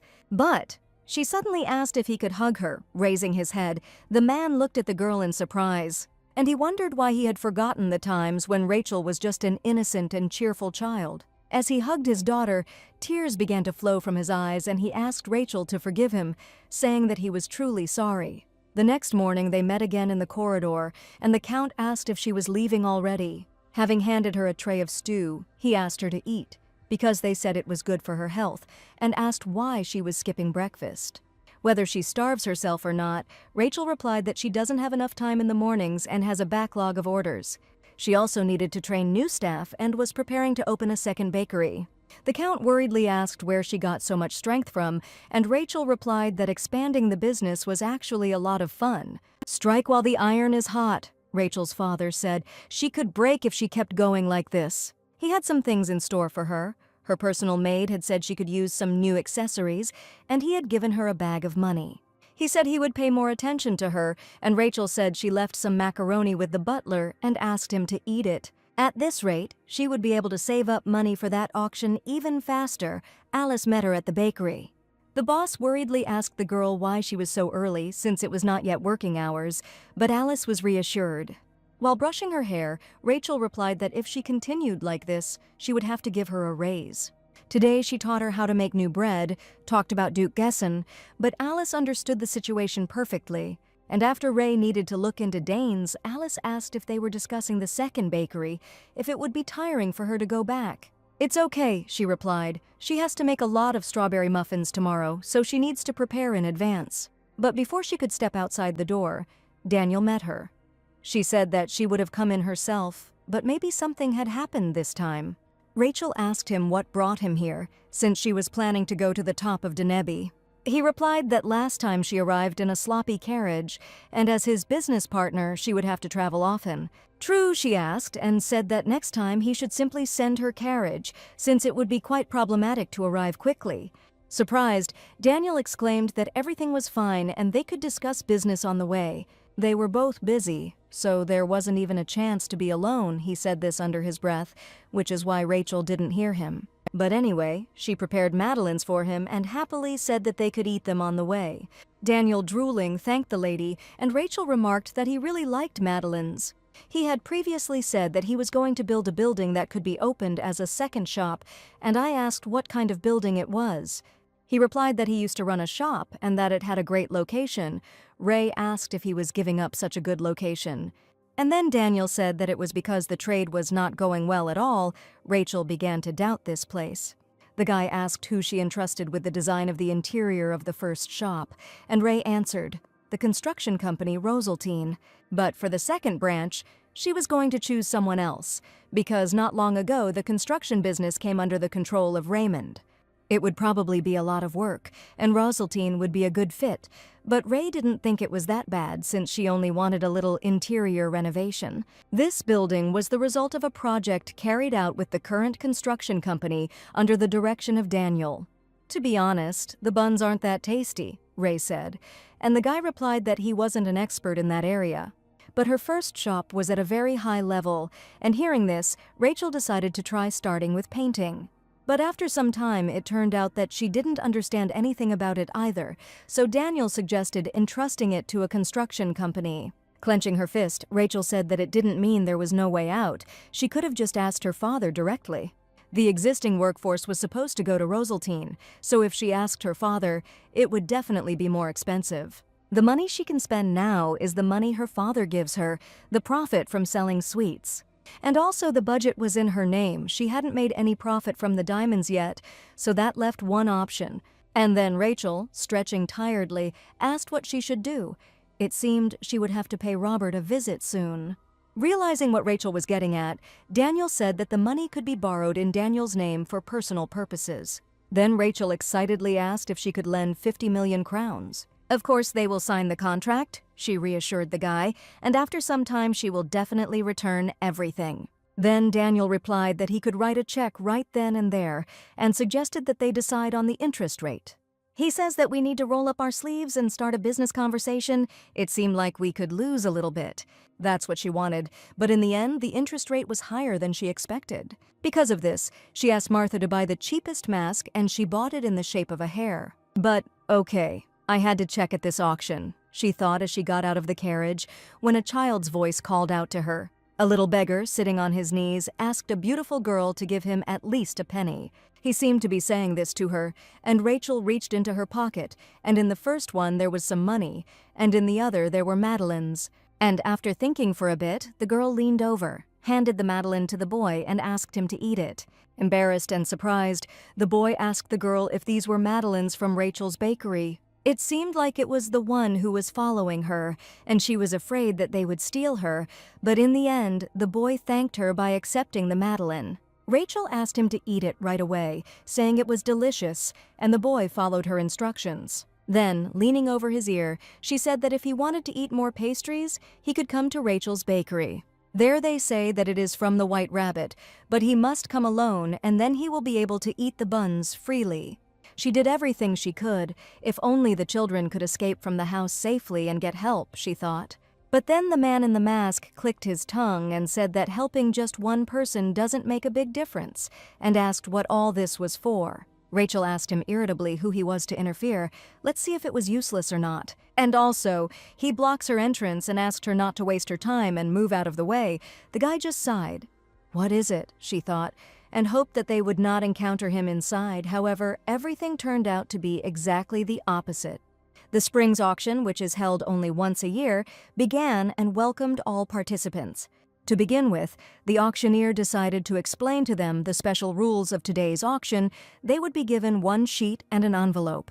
They would hand it in when they wrote the bet on it, but there was a rule that in order to change the bet, they had to change the sheet. However, they can only change it once, and during the process, they can conduct a conversation. What? Rachel thought with horror. What kind of format was this? Like a competition of wits. The auction began. The goods had already been sold for 2,300,000 crowns, and the man presented the next lot. It was a painting by an unknown author, whose style is striking with the title, The Glitter of Dawn. No imagination in the title. And the picture itself doesn't look special, Rachel thought, raising her hand with the number. First of all, she didn't understand the paintings, but the other participants, except for the Crown Prince, weren't strong in this either. When the guy sitting next to her said that this picture was incredible and raised his hand, Rachel thought he was smart. After the time had elapsed, the auctioneer announced that there were 5 people willing to bid and asked them to write down their bids on a piece of paper. In the novel, it was stated that the Crown Prince had written a bid of 50 million crowns, and she decided to write 10 million to begin with. Suddenly, the guy sitting next to Rachel dropped his piece of paper and then turned it so that the side with the bet was facing her, apologizing. Rachel wondered if he had shown his paper on purpose when the guy asked her how much she valued the painting. She didn't want to create any competition for herself other than the Crown Prince, so she said she would quote an average rate. After that, the guy grinned, stood up, and, taking off his mask, showing everyone his identity, agreed with the rabbit's words. The Crown Prince asked whether recently, with the advent of the concept of means and the ability to understand paintings had appeared. When he saw her piece of paper, he knew for sure that it was her, so was the reason that he thought Rachel loved him, and therefore would give in. Whatever, Rachel thought, and asked her assistant for another piece of paper. The prince looked at the scene with bewilderment. The red-haired boy thought she was interested, but suddenly she immediately became depressed. It was a little pity. Sitting down, he thought that it would be better to prepare just in case, and, raising his hand, asked for another piece of paper. Having written down her bet, Rachel handed in the sheet of paper and, sitting down, asked the prince if he trusted her. "I don't know," the prince answered, stretching out his hand and smiling. From the very beginning, he wanted to set exactly this price. Soon the time was up, and the auctioneer asked everyone to put the envelopes in the box, and then evaluate the result. The man said he would be announcing from the lowest bidder when Rachel called out to the Crown Prince. She wondered if it would have been better to write the rate a little higher, since she could have written it higher than him. In any case, he answered without doubting himself she would not be able to keep up with his bet, so he did not care. The other 2 pieces of paper contained bets that would definitely surprise everyone, the shareholder said. At that moment, the Crown Prince froze. His eyes widened and he glanced sideways at his smiling neighbor. As the final bid was announced, the auctioneer announced that the lot was going for 50,001 crown. And indeed, Rachel told the stunned prince, she had told him to write more. The guy asked what the reason was for giving that painting away for 50 million crowns. Rachel corrected him, voicing the correct rate. "How impudent," he said irritably, and Rachel replied, "It's all because the artist's sincerity can be felt in this painting." The prince's face softened and expressed surprise. In the novel, this painting had a name, meaninglessness. The Crown Prince himself named it, but studying Andre's life, he learned that even when he was not a famous artist, he was in the studio every day. Rachel knew this too, because every day at dawn she went to the bakery. The painting depicted not the sunset, but the rising sun. In a completely empty life, like a secondary character, there is always hope that dawn will illuminate it. In the novel, the Crown Prince named the painting Emptiness in order to firmly establish his position as the new sun. Because of this, a conflict arose with the main character, who received the painting as a gift, so she was worried about the course of events.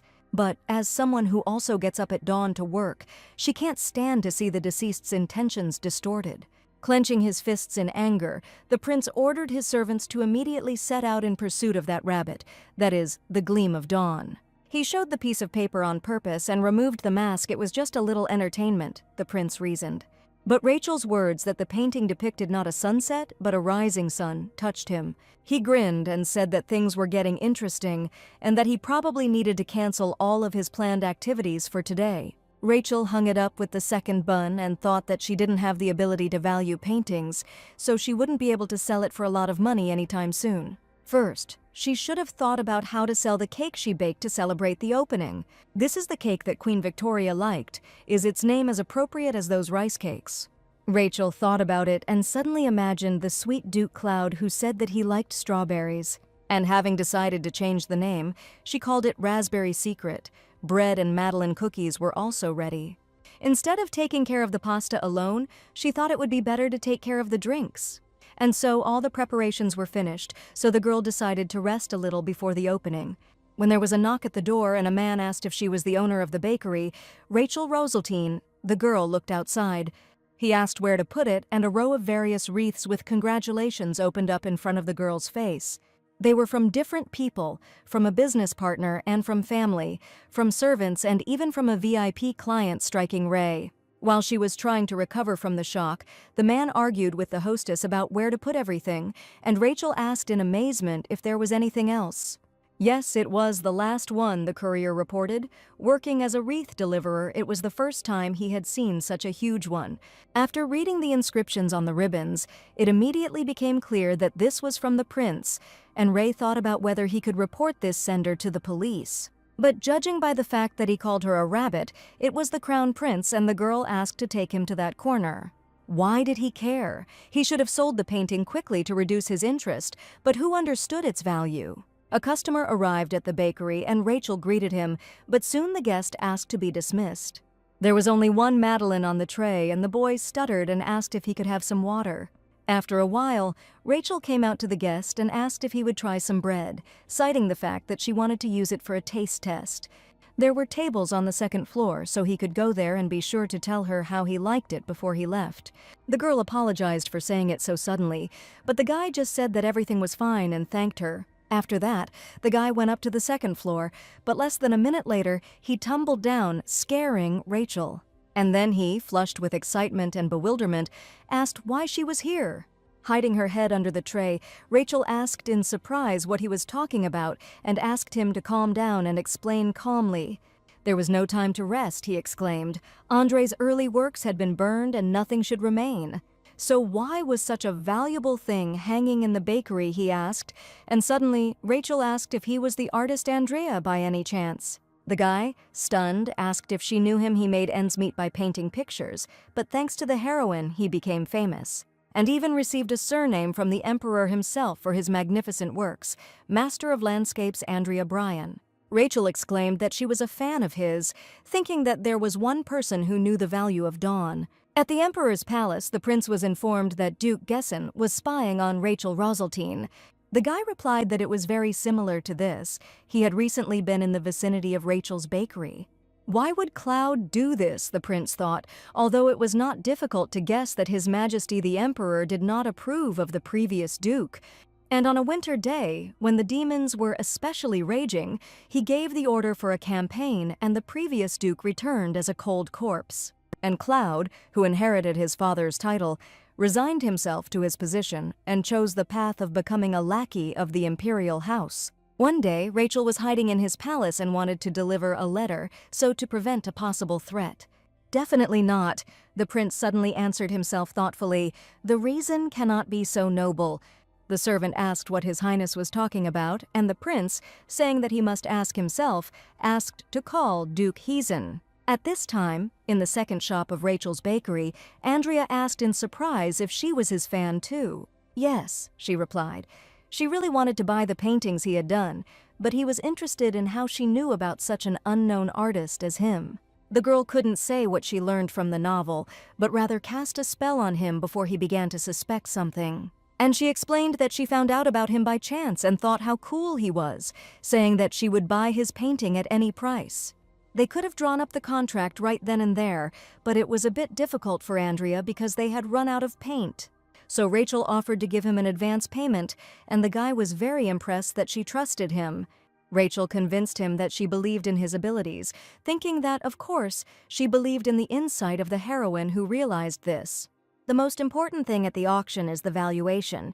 If Andre becomes famous, Dawn will be valued even higher. And if he draws her pictures, she will hang them instead of Dawn, and he can also come and eat buns whenever he wants. After all, he was the same artist who lit up the second floor of Rachel's bakery. These words touched Andrea painfully, and he said, crying, that he would not forget the mercy and would repay her. When Andre had finished all the bread, Rachel asked him what kind of picture he wanted to paint for her. What he does best, the guy replied, wiping away his tears. He is going to paint a portrait. Portrait? Asked Ray, and the guy stood up and confidently said that he would make a sketch right now. How strange, Rachel thought with horror, that in the novel Alice had been quite specific about his talent for painting landscapes. In her opinion, he did it better than anyone else, she said this, so it means she didn't know that Andre did portraits better. It can't be. The most likely reason is that his existence created a crack in the novel.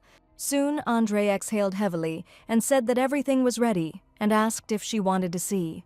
Taking the canvas in her hands, the girl's eyes widened in surprise and, pressing the portrait to her chest, she thanked him. The girl said that she would keep it. She thought that the landscape would also look beautiful in the bakery. He had an incredible talent for landscapes too. In her opinion, he was the best at it, Rachel quoted heroine. Hearing this, Andre simply could not believe that she said this and enthusiastically said that he definitely had to paint the landscape.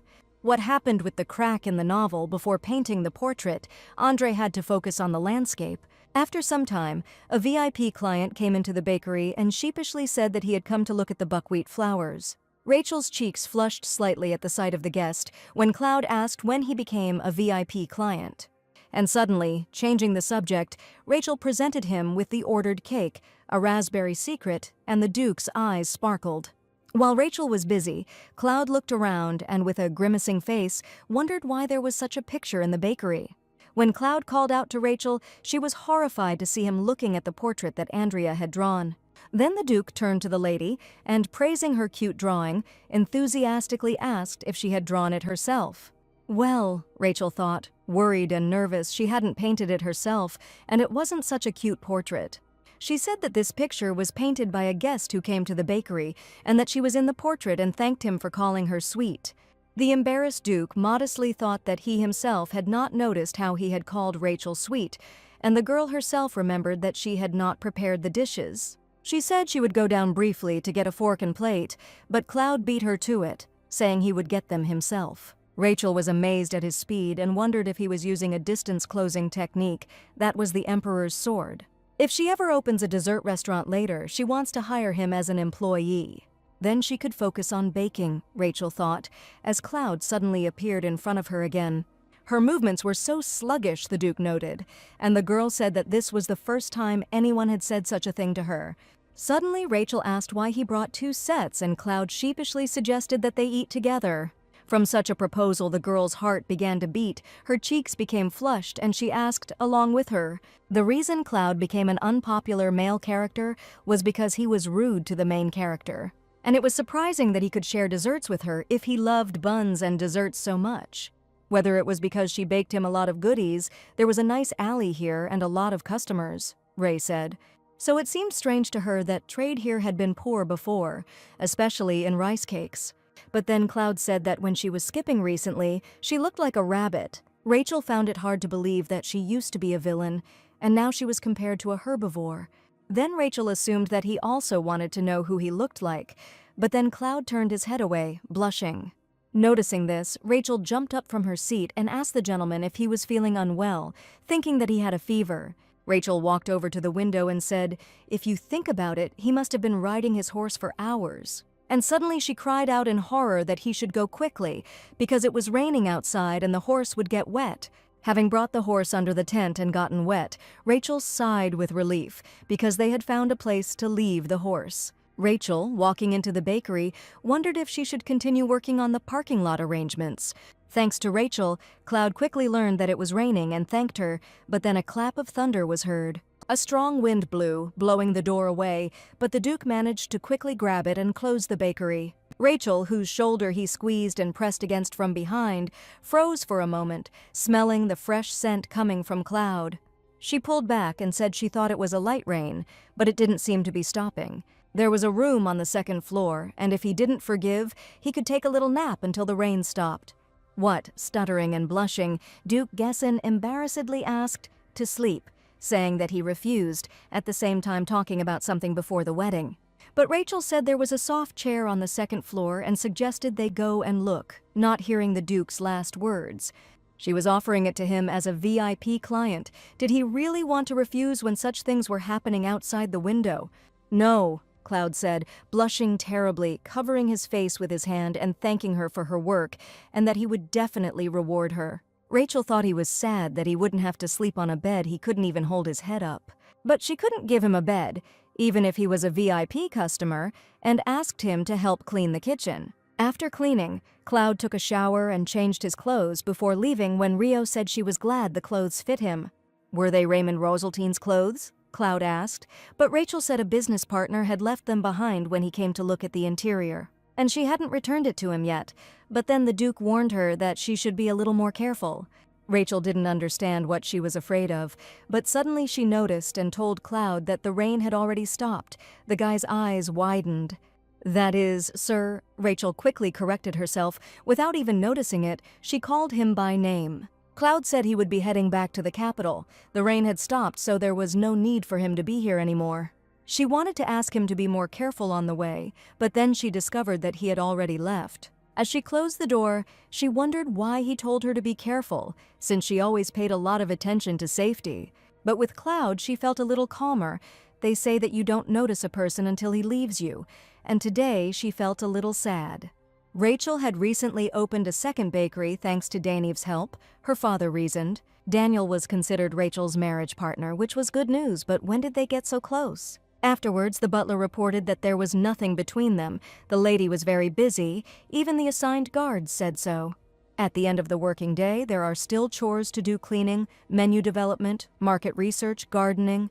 He would have continued listing, but then the Count stopped him and asked in astonishment if Rachel was doing all this alone. The butler explained that her bakery even helps an orphanage, and that she recently hired a new employee. And also, a servant began to work in the bakery as an assistant. She even began to help an unknown artist. And as payment, she took a landscape painting. Painted in a special technique, her father was amazed that his girl could understand people. But apparently, she will not be able to avoid losses, given the price of wheat. The Count almost cried again. If her business failed, she would marry Daniel as he wanted, but he expected her to change. But then the butler put some papers in front of the Count, saying that he needed to check it urgently. It was a resignation letter. Walking down the street, Rachel approached a forklift and asked if she could ask him something. And she asked, looking at the sparkling building, if it was a bakery. The man answered. As far as she could see, yes. It seemed that, adjusting his beret, he said, she came to look at the owner and told her to come in if she was curious. Clenching her fist, Ray thought that the entrance was much more luxurious than on Wedding Street. Didn't the owner know the trade morality of not opening such an establishment across the street? Besides, it is called Repo Bakery, which is translated from a foreign language as rabbit. But then the Crown Prince met her at the door, saying that he thought she would come right away, but he had to wait. Rachel covered her mouth with her hand in surprise, realizing that this was not an obstacle on Raymond's part, and the prince shouted that he even gave her a hint in the form of a rabbit. But Rachel didn't understand how this was connected with him, and the Crown Prince shouted that he had told her in advance on the wreath. However, its interior did not look like the work of an ordinary company. The prince noticed that she had a keen eye. This was done by the Rosaltine Company. As I thought, Rachel said, clenching her fist in anger. Raymond, that kid has done something again. He's a pain in the ass. Clearing his throat, the prince modestly asked if she was taking good care of his painting. Speaking through the glow of dawn, Rachel exclaimed that it was her painting that she won at auction and didn't know why he went so far. The prince liked this painting, and he had never had anything he liked taken away from him, so he would give her as much money as she wanted. Rachel didn't think that he would become so attached, how much he loved the heroine, to give her such a painting, and she thought she would just raise the price. But then he said that of course the painting that fell into his hands would be called Emptiness, and goosebumps ran across my skin. Then Rachel irritably objected that she would not sell her to him for anything. The prince advised her to think carefully. But then a familiar voice called the manager and asked where to put this bread in the girl's hands was bread and pasta, according to her recipe. Martha greeted the lady, saying that they hadn't seen each other for a long time, and Rachel, stunned, asked why she was here. It seems, Martha replied, that Alice wrote a letter today and asked if she had read it. So that's where it all explains itself, exclaimed the money-hungry girl, who works here from today on. The prince met Marta and asked her if she had worked in the bakery longer than anyone else, and if he had ever thought about leaving and helping him. The girl replied that she didn't know. She was quite happy working for the mistress, so she hadn't thought about it yet. But after she was given too much money to refuse, he said he would reward her too, so she figured they both benefited. Rachel turned to Martha and said that His Highness had opened a bakery, so she couldn't leave empty-handed. And coldly asking if she would wrap up some buns for her, she pointed with her finger at the places from which she wanted to take buns. She needed absolutely everything, and Martha, worriedly moving away from the lady, ran the next moment, asking her to wait. The prince grinned and pointed to his temple and said that if she didn't want him to take everything away from her, she should think with her little head. What choice should she make?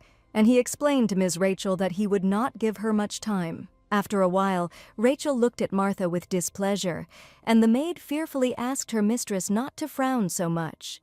The girl asked to come closer, and Martha thought that she wanted to hit her, but Rachel whispered something to her. Horrified by the news she heard, the girl cringed and, saying that she would pay her, handed over the check she had asked for. The letter stated that Marta had suddenly failed to show up for work and had only left a note saying that she had found a better job. After reading it, Rachel thought with disappointment that it was indeed mentioned in the letter, but she was too busy that day. Daniel came in and apologized to Rachel, saying that he had heard the news and had assigned a temporary assistant to her at the bakery. He must have been very surprised and thanked her for her help, but it was also her fault, although she didn't know that Martha could do such a thing. Rachel initially built trust with Martha on money, and in this confrontation she lost to the prince. At first, she thought she shouldn't worry about them stealing the recipe, but they copied the entire menu. After that, the girl suggested that her partner try what she bought at that bakery, and Daniel agreed. But after just trying a little, his face twisted, and he couldn't even believe that these were madeleines. Ray suggested trying the smelly dessert they called strawberry yogurt macaroon.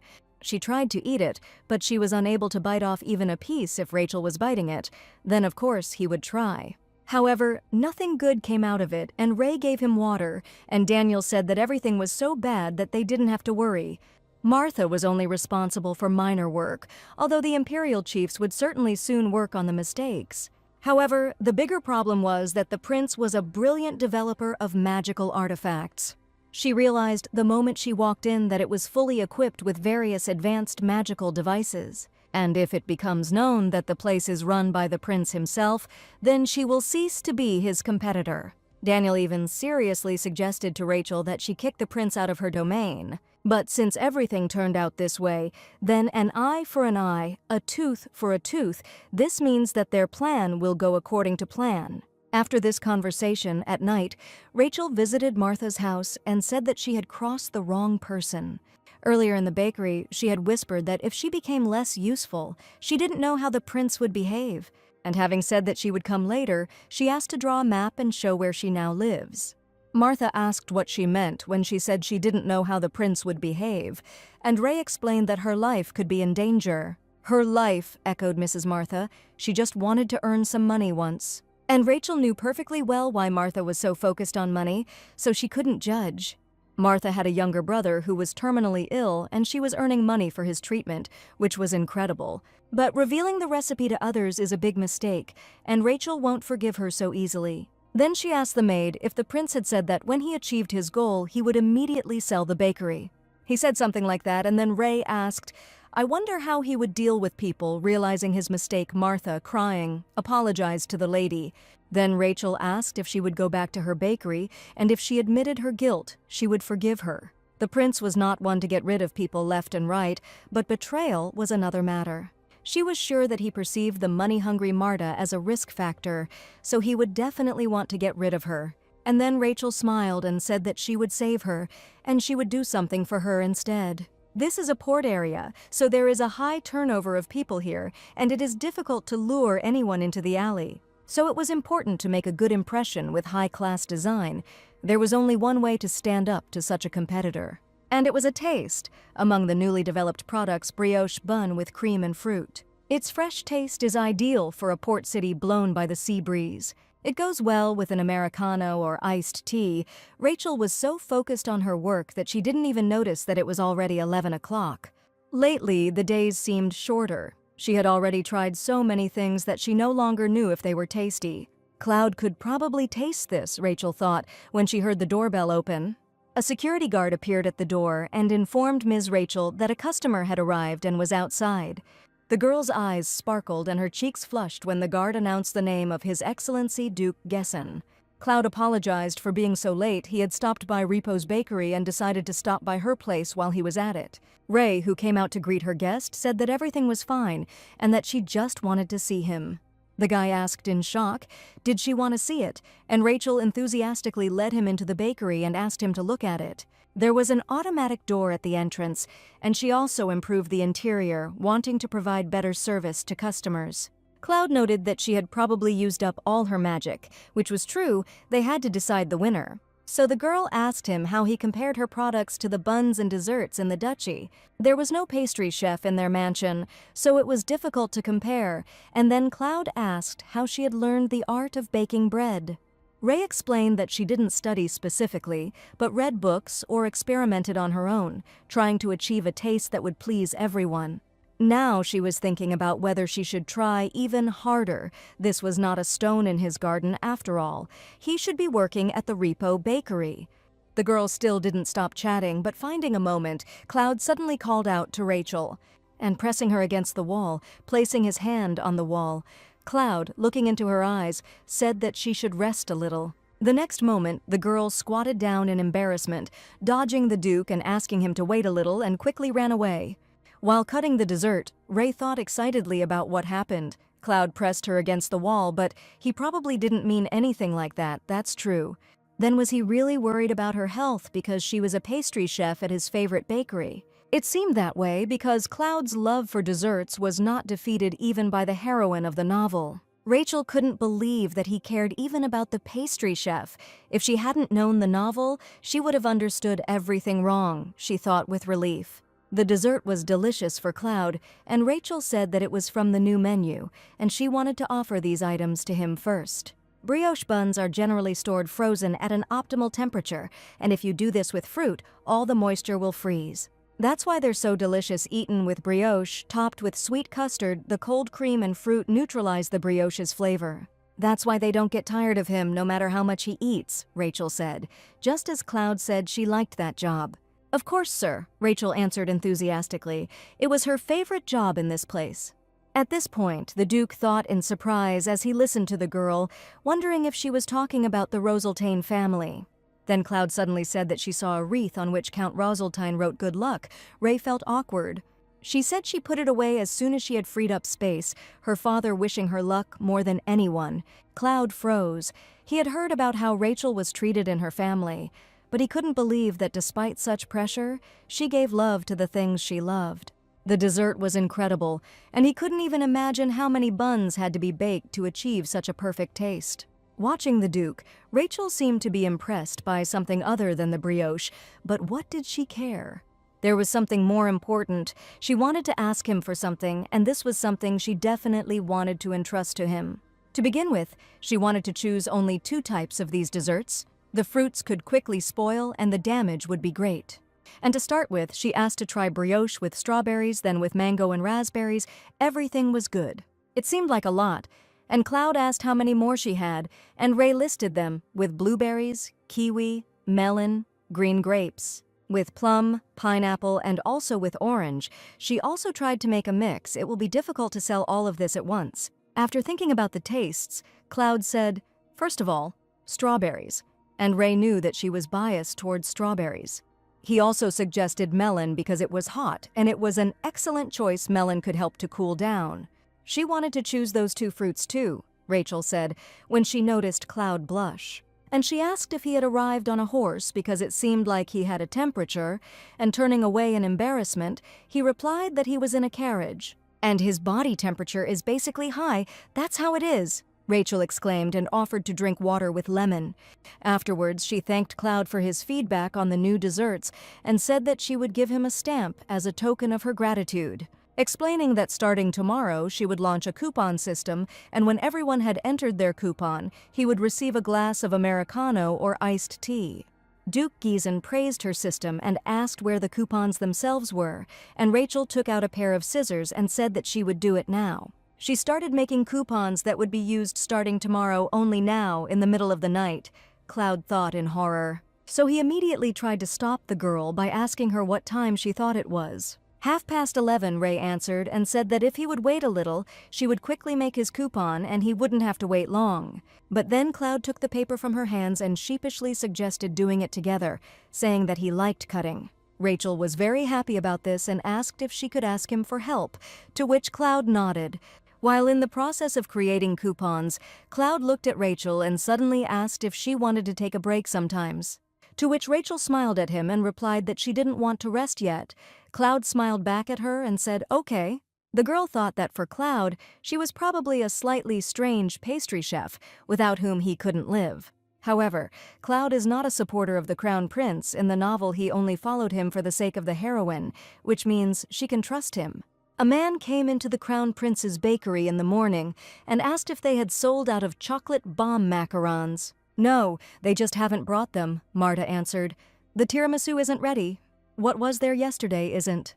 They didn't make them, Marta answered peacefully, and immediately silence fell between her and the buyer. The man understood her and said goodbye, nervously wondering what kind of service this was.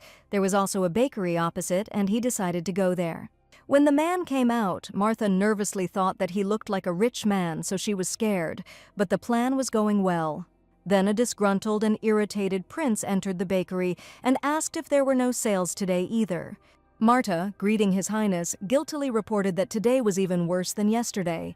The prince sighed irritably and asked what the problem was if there was a whole line of customers at the bakery opposite. Saying that it needed to be checked, he entered the inner room, and Martha thought that there really was a problem with something.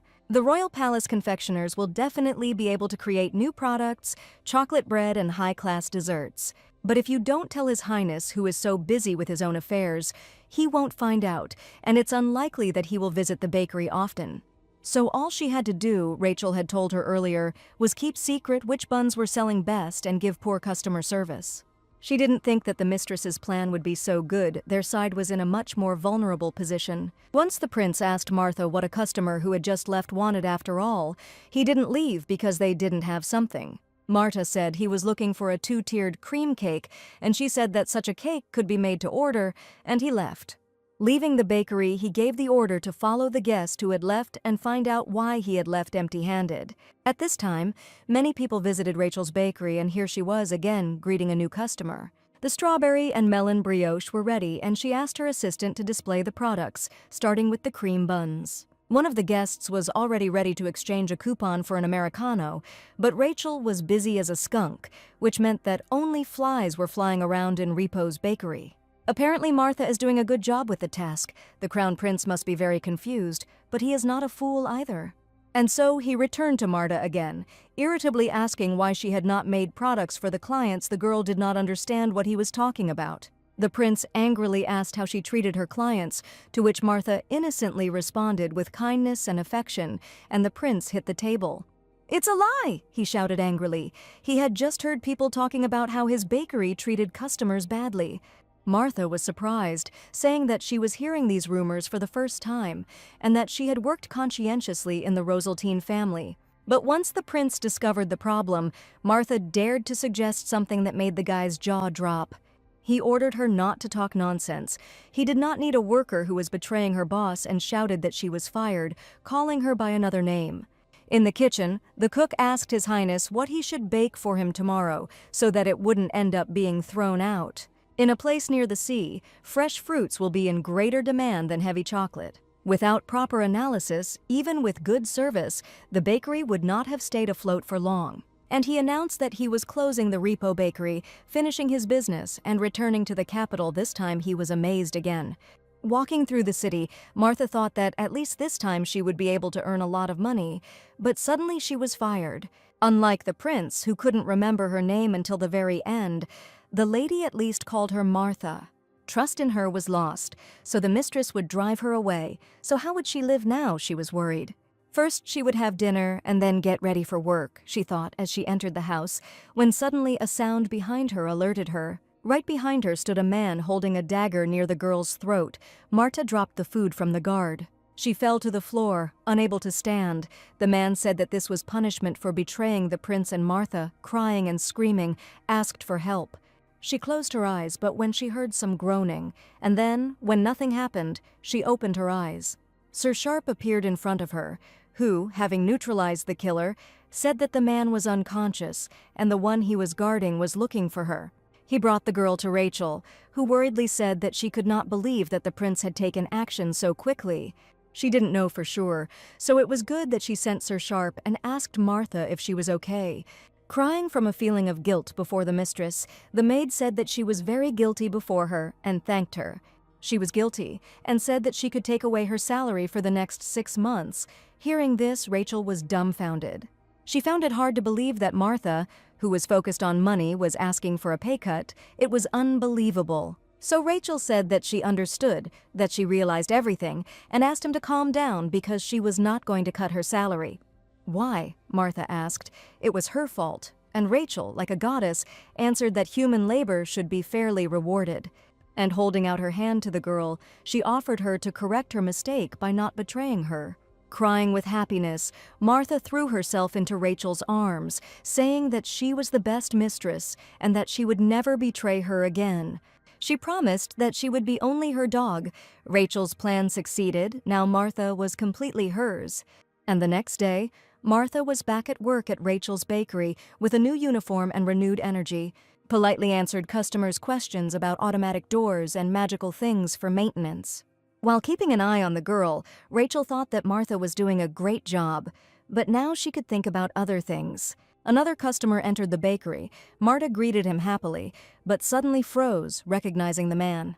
And the guy himself also recognized Martha, asking if she was the unusually rude worker from the Repo Bakery. Martha instantly recognized the rich customer, but then Rachel asked her if she knew this gentleman. The dark-skinned guy laughed and, putting his hand on his hip, asked if she was originally an employee of this place. In defense of Martha, Rachel responded, "Who knows? She just got back the worker that was taken from her." There was tension, and the guy wanted to ask if she worked as a pastry chef in the royal family's palace. "I wasn't working," Rachel replied, and then the guy asked how she would feel about becoming his personal pastry chef. Ray froze in amazement, and he said that the melon brioche at this place was simply delicious. He tried them for the first time yesterday, but he could not forget them. Handing over his business card, he introduced himself as the second prince of Hercules, Kevin. She would not need anything, and asked to contact her at any time. Rachel couldn't even imagine that she would meet the second prince here, and Martha replied that she could, because the port of Deneuve is the largest. That's why even the second prince shops here, and besides, it's now the academic holidays. Suddenly, she enthusiastically asked if it was true that the Sea of Hercules glowed emerald, and if he went, would he take her with him? In response, Rachel chuckled and asked Martha if that was why she was so bad at combing her hair. She saw everything and asked to give her the comb so she could comb her hair herself, but Martha kept asking him to promise to take it with her. Sitting in his chambers, second Prince Kevin ate melon brioche and thought that he needed to get everything before returning. And with a smile and tenderly looking at the new piece of dessert, he said, "I hope Juliana will like it too."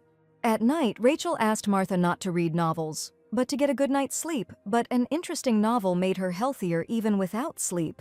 Besides, Martha told the lady, she hadn't seen her smile like that for a long time. She looked sweet and carefree, as expected at her age, but before she had a creepy smile. Rachel, irritated by the parody, asked what she was talking about and told him to stop collecting nonsense and go and rest. Left alone, Ray thought that the second prince had said that he would visit this place in 2 days before his departure. She needed to get some sleep and think about tomorrow, so she went to bed, but the voices outside the door did not stop. Martha said no, told about the second prince's proposal, and then knocked on the door, which woke up Ray. Martha apologized to the lady for waking her and, somewhat surprised, reported that Mr. Daneve had arrived. Launching it, a sleepy Rachel asked if he had really arrived here right after reading her letter. She was going to tell him everything when she went to the capital, but Daniel replied that he had come here on other business and had picked up the letter a little earlier, and he immediately rushed to her. But after thinking, he realized that it was quite late now. Ray said nothing. She was always glad to meet a friend. Then Daniel worriedly reported that he had previously heard from a servant that she had received an offer to be a pastry chef. Rachel replied that she hadn't decided anything yet, but she was already thinking about going abroad one day. And then he said he wanted to hire her first. That idiot. The second prince, he would pay more than him. And then they will get a place in the diamond industry, then there will be many opportunities to get into the Aber Empire. So he plaintively asked Mrs. Rachel not to leave them. The girl guiltily said that there were many bakeries in the area. And she asked shyly if he really liked her baking so much, and Daniel answered worriedly that this was one of the reasons. Besides, receiving such great help from him, she must give something in return, she said with a yawn. She apologized, saying that she wanted to sleep much more than she thought and meant that she just couldn't accept it. Daniel chuckled and agreed with her when suddenly he heard a cough and looked up in surprise. Rachel sat in front of him, her head bowed, all red and sweating, not responding to his calling her. After a while, the girl woke up in a cold sweat, and with a compress on her forehead, Martha noticed that the lady had come to her senses. Ray seemed to pass out briefly and asked where Daniel was, but Martha reported that she had slept all day. The doctor came in and said that she needed a week of rest. It wasn't just a cold, but she was very tired and lacking sleep. My God, she couldn't even take care of herself without her. Marta was indignant. She probably just didn't show it yesterday, even though it was bad. To be honest, she was even worse off without her because she had gone over to the prince's side, which worried Martha. She was willing to give her ashes as an apology, but Rachel insisted that she just do her job. Marta expressed a desire to change the wet towel, and she gave her a letter written by Daniel to read. He asked her to rest well and not to overexert herself, wishing her a speedy recovery. And he asked her to contact him if she wanted to leave the empire Rachel thought about when he told her not to leave. But then Marta reported that as soon as she passed out, Danif put her on the bed and kept changing her wet towel. Looking back at the letter, Rachel asked again if Daniel had taken care of her when she was unconscious. He seemed very worried that he wouldn't be able to eat the madeleines if she got sick, and her baking is obviously truly enchanting. But according to the novel, when Juliana returns from studying abroad, she will open several businesses. And she'll inevitably run into the Rosaltine family, and when that happens, she'll be a real villain, so maybe she should just go to Hercules instead. The place where the centralized government system collapsed, the royal family took on symbolic significance. The country is freer than the empire, the proposed sum is huge, and he will help her settle in the new place. This is a great opportunity to make money without your own business, and then she asked Martha where the rest of the letters were. In response, the maid enthusiastically winked and replied that it was all hers, because she needed to establish connections. And by the way, Martha remembered, Alice was embarrassed to write this in the letter, so she asked me to tell her something. To convey that she is her role model, and Marta added that for her, she is the best. Having said all these sweet words, Marta threw a wet towel on her forehead, and Rachel, exclaiming in surprise, asked, "Do you need to wring it out yet?" After the jokes, Martha left the lady in bed, and when leaving, asked her to sleep properly, gaining strength. This empire was full of what she had built and what she would build in the future, and the things dear to her needed to be protected. Kevin walked lightly towards the golden-haired lady who asked how his deal had gone. "Excellent," the prince answered his beautiful Princess Juliana, and the girl shyly asked not to call her a princess. The guy gave her copies of the invoice, but he didn't know if there was any benefit to such an investment in the Denev trading group. But the potential for growth was limitless, Juliana said, smiling, and thanked him for this time. No thanks, Kevin replied, asking her to try it, explaining that she was also interested in the baking business. So he offered the owner of this bakery to become a pastry chef, but she refused, and the bakery is called Rachel's Bakery. Kevin treated Juliana to a melon brioche, and she was amazed by the taste, but wondered why she refused. The girl knew that he would not offer her unfavorable conditions, but Kekin did not know what the matter was. And then he told her what Rachel had said, that the bakery was too expensive for her, so she couldn't leave it. Juliana understood the girl, but she still interested her, and later she definitely wanted to meet her. At the same time, in the capital of the empire, near the main bakery, Rachel, the girl, and Martha were met by a little boy. Bowing to the lady, he enthusiastically introduced himself as Jake and said that he wanted to work in this place. It was sudden, Rachel remembered him, because she saw him in front of the auction building, and thanks to her, Jack was able to show courage. He modestly said that he always thought that leaving friends and running away was difficult, so he worried a lot. Everyone was younger than him. But soon, when he arrived at the bakery, he was kindly greeted by Alice, who knew about him from the mistress. I was able to talk to the Duke about the futility of filing a complaint with the security detail and resolve it. Thanks to the help of Alice Nuna and Duke Gayson, everyone in the orphanage was now living well, and it was all thanks to her. The boy enthusiastically said that she was the best bakery owner, and he wanted to repay her by working for her. But he was too young according to imperial law. Children of his age could only be allowed to work as home farmers. No way, he asked, almost crying. Did he really want to try? Ray didn't want to see such eyes, immediately remembering her younger brother. And as a result, having succumbed to his charm, the girl suggested that he bake some hot bread first, but she would do it all alone. Oh, God, the lady suddenly said, and Rachel turned around and immediately recognized Katerina, and she said that they hadn't seen each other for a long time, and she missed her. She heard the news that she opened a new bakery in Danev's domain, and that's why she looks tired. But then, looking over Ray's shoulder, she angrily asked Jack when he managed to escape and ordered him not to bother Rachel. Ray realized that he had slipped away secretly and said that she was glad to see her after such a long time and promised to run to the shelter. Katerina didn't mind her looking at the kids she'd saved. They were all doing well, but Ray hadn't done anything special. On the contrary, she heard that a lot of help was coming from the Duke and Alice, and it was true. They fought for a very long time to prevent Cloud from taking the child. If Jack goes with him, he will learn the art of me, but he wants to bake bread. But then Ray asked Katrina if she was friends with the Duke. What? She asked in amazement, and Rachel explained that she thought she sounded like they were very close. Katerina coughed and said that this couldn't be, and Rachel, worriedly asking if everything was okay, said that she would bring some water. It's nothing, she said, grabbing Jack. She remembered something urgent, so they need to go quickly. Saying goodbye and waiting for the next meeting, Katerina ran away, and Rachel wondered if she hadn't come to buy something. The boy wanted to learn how to bake bread, but they couldn't trust the recipe to just anyone, Martha said. But Rachel noticed that she herself still didn't know him, as long as she only stood behind the counter and ran small errands. This was true, so Martha pursed her lips in resentment, not getting up, and Rachel suggested that they slowly return. Already at home, little Isabel ran crying into her sister's arms, saying that she missed her very, very much. And Rachel missed her very much too, but looking around she asked if it was someone's birthday today. The sister replied that no, and then the Count came out to meet his daughter, and Rachel asked her father in surprise why there were so many decorations.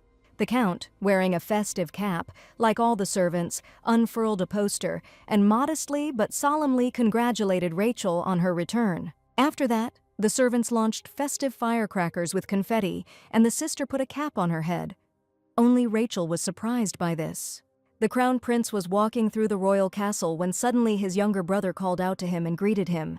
"Hello!" his brother answered him, and this made the boy nervous because before he would have said, "Hello, Reuben," and asked how things were. Therefore, the little boy decided to ask the elder if something had happened on the lands of Daneve. The prince shuddered. And after that, he answered Reuben briefly and dryly. Telling him to leave, Reuben told his brother to rest, and then asked the nanny why he was in such a mood. The nanny asked the prince not to use the word filthy that he had just used, but Robin had heard his brother use it often. The lady thought that it would be better to explain everything to the prince herself than for him to accidentally hear it somewhere, and said that she had heard one rumor. It was rumored that the count had a daughter named Rachel, and that she had recently been nicknamed the Witch Confectioner. They said that she won with buns, and it really shocked Robin that the witch had carried out a bun attack on his brother. It was something like that, the nanny replied, and he should also eat fewer buns for fear that he would develop caries. And the kid couldn't believe that his cool brother had terrible buns and decided that he would not forgive this witch. At Rosaltine's house, the father said that he had told her to prepare a lot of delicious food and called his daughter to come quickly for dinner. He said Samuel had suggested holding such a gathering to celebrate her return for the first time in a long time. Then a voice was heard behind them asking if Samuel had written a letter with such a proposal, but that is not so important. Raymond said with disgust that he did not understand how his father had given the go-ahead for this and ordered him not to wait for him at the table. The father wanted to dissuade his son, but it was good for Rachel, because if she had dinner with him, she would have had indigestion. Thinking about what to say, Rachel suddenly turned affectionately to her brother Raymond, calling him Mond. But the next moment they both found themselves on edge. Mond had goosebumps from the address, and Ray had let the phrase slip by accident. But suddenly Rachel, moving away, asked him if he knew about Repo's bakery, and Raymond gave a worried start. She heard that he carried out the construction work after receiving the order from His Highness the Crown Prince. Father was surprised. He asked why their family would build someone else's bakery, Raymond, without his knowledge. But then Rachel told her father that everything was fine. He himself knew what ultimately happened to this bakery. The guy pursed his lips, and Rachel suggested that they go eat quickly when Isabel asked what her sister was holding in her hands. And opening the box, Rachel replied that these were products for the second bakery. She ran there and made a few at the same time.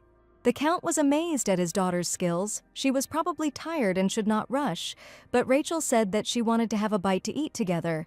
Isabel suggested food and dessert, saying that her little sister was the best. She exclaimed. It felt strange, like she was coming home for real, but that couldn't be it, Rachel thought. She was an adopted daughter after all, and they would protect her less. After some time, having signed a contract, Marta finally received an official position in the kitchen, promising to continue to be a faithful dog. Surprised, Ray asked Martha to calm down. In any case, she would be baking the bulk of the buns, and she would only be helping. As Rachel instructed her, she talked about the placement of ingredients and decorations, saying that she would remember everything as she went along. The flour is in the pantry, but the Knights locked something there and Ray spoke mockingly and advised not to go there. Martha was scared. And then they decided to start making new buns. They needed to bake something fresh just in time for the summer. And these are shoe buns. The main ingredients are flour, eggs, butter, and also baking powder and powdered sugar.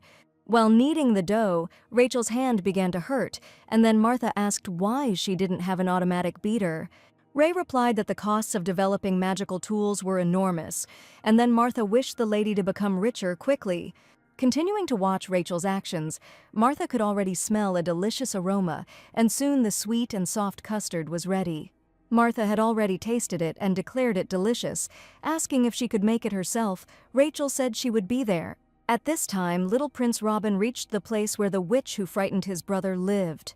The little boy told the guard that only he was going with him and ordered him not to even think of calling him a prince. When the guard asked what he should be called then, Robin enthusiastically said that his name was Ben, and he was his father. They would hide their identities during the inspection, his brother said. Robin ran to the lawn, but suddenly froze. And then he exclaimed, "The weeds are in the way," ordering them to be cut quickly and clear the way, the guards thought, but they had to hide their identities. The whipped cream was refreshing, very pleasant to eat on a hot day, and Jack really liked the taste. Marta said that their mistress was the best, and the boy said that his little sister had golden hands and did not regret coming to visit. "Little sister?" Martha asked discontentedly, and Jay corrected himself on the hostess, who was already about to behave with him as if he were her senior. Suddenly, the three heard strange sounds outside, and Rachel decided to check what was going on. And then a very strange and astonishing scene opened up before them, in which men were mowing grass with daggers. Watching them from the window, Rachel wondered why strangers were pulling weeds near their bakery. Martha hoped they weren't going to charge them, Jack was complimenting them, and Rachel was thinking of bringing them something refreshing. But then, among the sounds of mowing grass, a child's voice was suddenly heard ordering the witch to come out. The girl came out and greeted the boy at Rachel's bakery, wondering why the customer had suddenly come. The guard excitedly reported that they saw a sign saying that she had a day off, and Ray confirmed that they were not working today.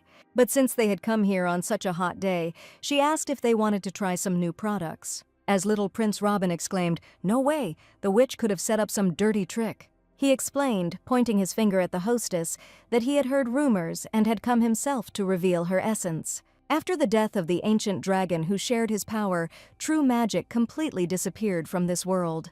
Of course, until now, there were a small number of people who could still use magic, witches. Those who killed the dragon in order to take the magic for themselves were later punished, and all were exterminated. Instead, there are magic crystals that collect mana from the air and magical devices that help use them. Thanks to them, one can use magic, but Robin could not believe that witches appeared again. It was unforgivable. Rachel praised the boy's knowledge of lore and said he was smart, and also that she was not a witch. Although others really do call her that, Robin still didn't believe it and had to see for himself.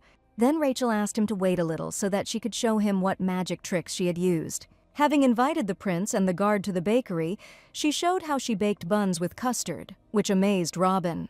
It really could easily be confused with magic, and then the guard expressed his desire to try it first for safety's sake. However, as soon as he tasted the choux pastry, he melted under the divine taste. It was like snow-white sweet grace, but the boy wondered if it was as tasty. And when he took a bite, he began to shine. The taste was so wonderful that it was even difficult to describe, incredibly delicious. The boy bought a box of buns and left the money, but Rachel said that it was a new product and there really were a lot of them. So she gives them a box of buns for pulling out the weeds and suggests that next time they bring their older brother along. And then she would treat them to delicious buns again. The boy, enchanted and charmed by Rachel, modestly agreed. On the way home, Robin happily exclaimed that it was not magic, and the buns were simply very tasty, and the knight was happy about it. Martha guessed that they were all knights guarding the little buyer, the royal child. Not everyone his age would know so much about the history of magic, and at this rate they could get another VIP client. Rachel didn't even know. At least those around him would stop calling her a witch, although that was impossible. Jack knew she was popular even with the little customers and said that his older brother would love her buns too. Martha said that she had ingeniously made him bring his brother with him and even paid for the weeding. This praise slightly embarrassed Rachel, and she laughingly asked what they were doing, suggesting to go eat. At the meeting with Daniel, he said that when the preparations for export were completed, he would tell about the diamond mine. Rachel looked through the papers and wondered if they could keep this from the Crown Prince's eyes until then. "It would be difficult to hide everything completely," Daniel replied. "It would be more convenient if they were not on hostile terms." He heard that she had no intention of selling the painting to the Crown Prince, and Ray proudly confirmed this. If that was the case, how long did she plan to keep Dawn? He asked Rachel. And the girl answered smiling, talking about this until the person who needed her appeared. Seeing one choux pastry in the box, the Crown Prince asked Robin where he got it from. The boy guiltily and modestly informed his brother that it was very tasty, so he wanted to share it with him. His brother asked him not to eat any food outside the castle. He couldn't get sick after eating something untested. Hugging the older boy, he happily agreed, but said that he first let the guard try it and asked him not to worry. When asked where he bought it, Robin replied in Lilfrost and wanted to go there with him when he had time. The owner promised to treat him. Of course, the brother agreed with Robin he could devote time to him, but he himself thought warily Lilfrost again. Rachel thought that the Crown Prince was probably furious right now. He was not the type to play by the rules. If she moves forward confidently, he will no longer lay claim to the painting, and who she will give it to will be known later. But she still had things to do, and when she was about to go, Daniel jumped up and said that it was dangerous to go at night. He wanted to walk Rachel home, but she said he was busy too. She had taken security with her, so everything would be fine. Then he anxiously suggested taking a jacket, because the temperature drops sharply at night, but Ray didn't like warmth, so everything was fine. And then changing direction, Daniel said that he would give her an ice pack. a magic item that was spread in the Danev Guild. Putting it to his cheek, he offered to exchange it for something. It was really cold. And then Rachel said that she would give him a can of lemonade. When asked if this was part of the new menu, Ray replied that the only VIP customer had asked for fruit drinks to be added to the new menu. She happily reported that such a person had finally appeared, and he was still from the gold category, but he could catch up if he tried. But she didn't share the personal information of her customers, and then Daniel asked if she would add something to the menu that he wanted if he became a VIP customer. Of course, Rachel answered happily. Even though she doesn't fulfill all the VIP's requests, he is her dear business partner and friend. So she asked him to think about what he wanted in advance. Daniel was looking forward to it, but asked him not to bother himself for his sake. After a while, the guy reported that they had made it so that the wheat did not decrease without Mrs. Rachel's knowledge, and she did not suspect anything. That can't be, Daniel said. She has good intuition in management and thinks quickly, so she probably already took everything into account. He ordered to find the registration book and either destroy it or burn it. This must be dealt with in a way that does not interfere with the work. After that, he didn't let the guy go, tapped his fingers on the table, causing tension, and then asked who was the bakery's VIP client. The guy cautiously reported that it was Duke Cloud Gessen. The tapping on the table immediately stopped, and Daniel asked if it was true. The guy replied that when the lady was in the first branch, he did not make separate bookings, and when she was in the second, he did not show up. So he followed her into the second bakery and asked her if he himself had seen them talking. The guy replied, "No, mostly Mistress Rachel talks to the Duke indoors. Daniel has been with her since the beginning of the business. And as soon as something happens, he immediately runs to help and thought that only he helps her." But suddenly she said that although she does not fulfill the requests of all VIPs, he is her dear business partner and friend. And these words directly meant that that VIP buyer was also special to Rachel, he thought with alarm. They are more intimate than him, her dear business partner and friend, and that someone is the Duke of Gessen. Isn't he the kind of person who doesn't care about baking at all? It's obvious that he wasn't acting as the Crown Prince's confidant. He was using the orders as an excuse to seduce Rachel. At this time, Rachel was thinking that today she needed to sterilize the jars that they would use for the compote. But then Martha ran up to her with a worried cry and told the lady that these strawberries looked too tasty. Martha was allowed to eat a few berries, and then the guard asked her to try some too, and Rachel allowed it again. For some reason, she suddenly wanted to go play with toy dishes, looking at these children, and she missed Isabel. Then the loud-talking hand came and announced that the account book had arrived, recording the amount of flour remaining. The girl thanked him and asked if he would try the freshly washed strawberries she had. But the guy refused her offer, saying that he was fine, and ran off to continue working, leaving Rachel behind. But Hand simply did not know how to lie, and he always behaved like that every day when he brought a fake expense book. Rachel had long ago noticed that the expense book had been falsified, because despite the careful work, traces of falsification remained. However, she didn't know why this was being done, so she pretended not to notice if it were something ordinary. They would have discussed it with her. Daniel, who replenishes his flour stocks when he needs to sell it quickly, the Crown Prince, who even opened a new bakery because of a quarrel with her. She thought she knew the characters in the novel better than anyone else, but now she couldn't even guess. Today, Cloud was supposed to come for new products, who became the Crown Prince's dog only because of Juliana. On the other hand, it meant that their relationship would also cool down as soon as Juliana appeared, she thought, blushing. The preparation for the release of Strawberry Latte was complete. The method of preparation was easy. To make the drink, all you had to do was cut the strawberries nicely, add them to a bottle with sugar and stir. The girl told her workers that she wanted to separate the ingredients and asked which they thought was fresher. However, as usual, they were of no help. The guard liked everything, and Marta knew nothing. And Rachel laughingly said that she would do everything herself, thinking that at least she had done all the work and was not bored. Tiramisu and strawberry latte will be on the menu soon, so that should be enough. But before then, she planned to bake a substantial batch of mint chocolate chip cookies. She wanted to tell Cloud everything as soon as possible and asked if they were really going to be with her until the end of the workday. She said that a VIP customer would be coming soon and asked if it would be awkward for them. Marta said that she could pack buns at that time. And the guy said that he would be her security, so he would wait until she left work, and then the door opened. Rachel peered around the corner happily to greet Cloud, but then froze in amazement.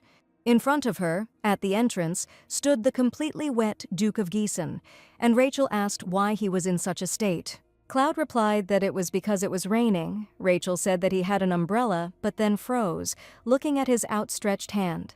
Cloud said he wanted to give them to her before they all disappeared, but he couldn't find any more. The couple behind him were just as surprised as Rachel. The guard asked warily when the flowers had managed to bloom, but then Martha quickly hit him in the face, shutting his mouth. After that, she quickly brought Cloud a towel and, picking up the knight on her shoulders, said that they were leaving. The Duke and Rachel were left alone. Time passed, and then he apologized if she didn't like it, but Rachel modestly said that she liked them. She had to take into account the tastes of the customers, so it was usually she who was worried about other people's preferences.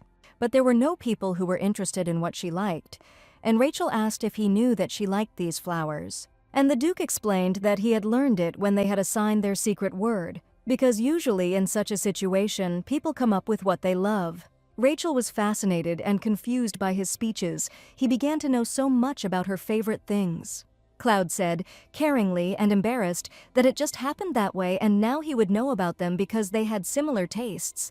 He liked the desserts she made. Was that the only reason he was acting so sweet? Rachel thought, blushing. Then Rachel, with a careless movement of her hand, touched the glass, and Cloud noticed this and grabbed it. However, it turned out that while grabbing the glass, he hugged Rachel, and now they were very close to each other, looking into each other's eyes. Blushing, they both shyly pulled away from each other, and Cloud changed the subject to strawberry lattes. Still unsettled by the situation, Rachel nervously replied sweetly that it was made with strawberry compote, a new item on the menu. She tried to adjust the taste. After all, it was a gift for a special customer. Cloud's cheeks flushed again. He looked away and thanked her shyly, and Ray thought it was a reaction to the strawberries, and Cloud really liked her desserts. After some time, Rachel also visited the Rosaltine mansion, treating Isabel to a strawberry latte. The father was also able to enjoy its taste and thanked Rachel.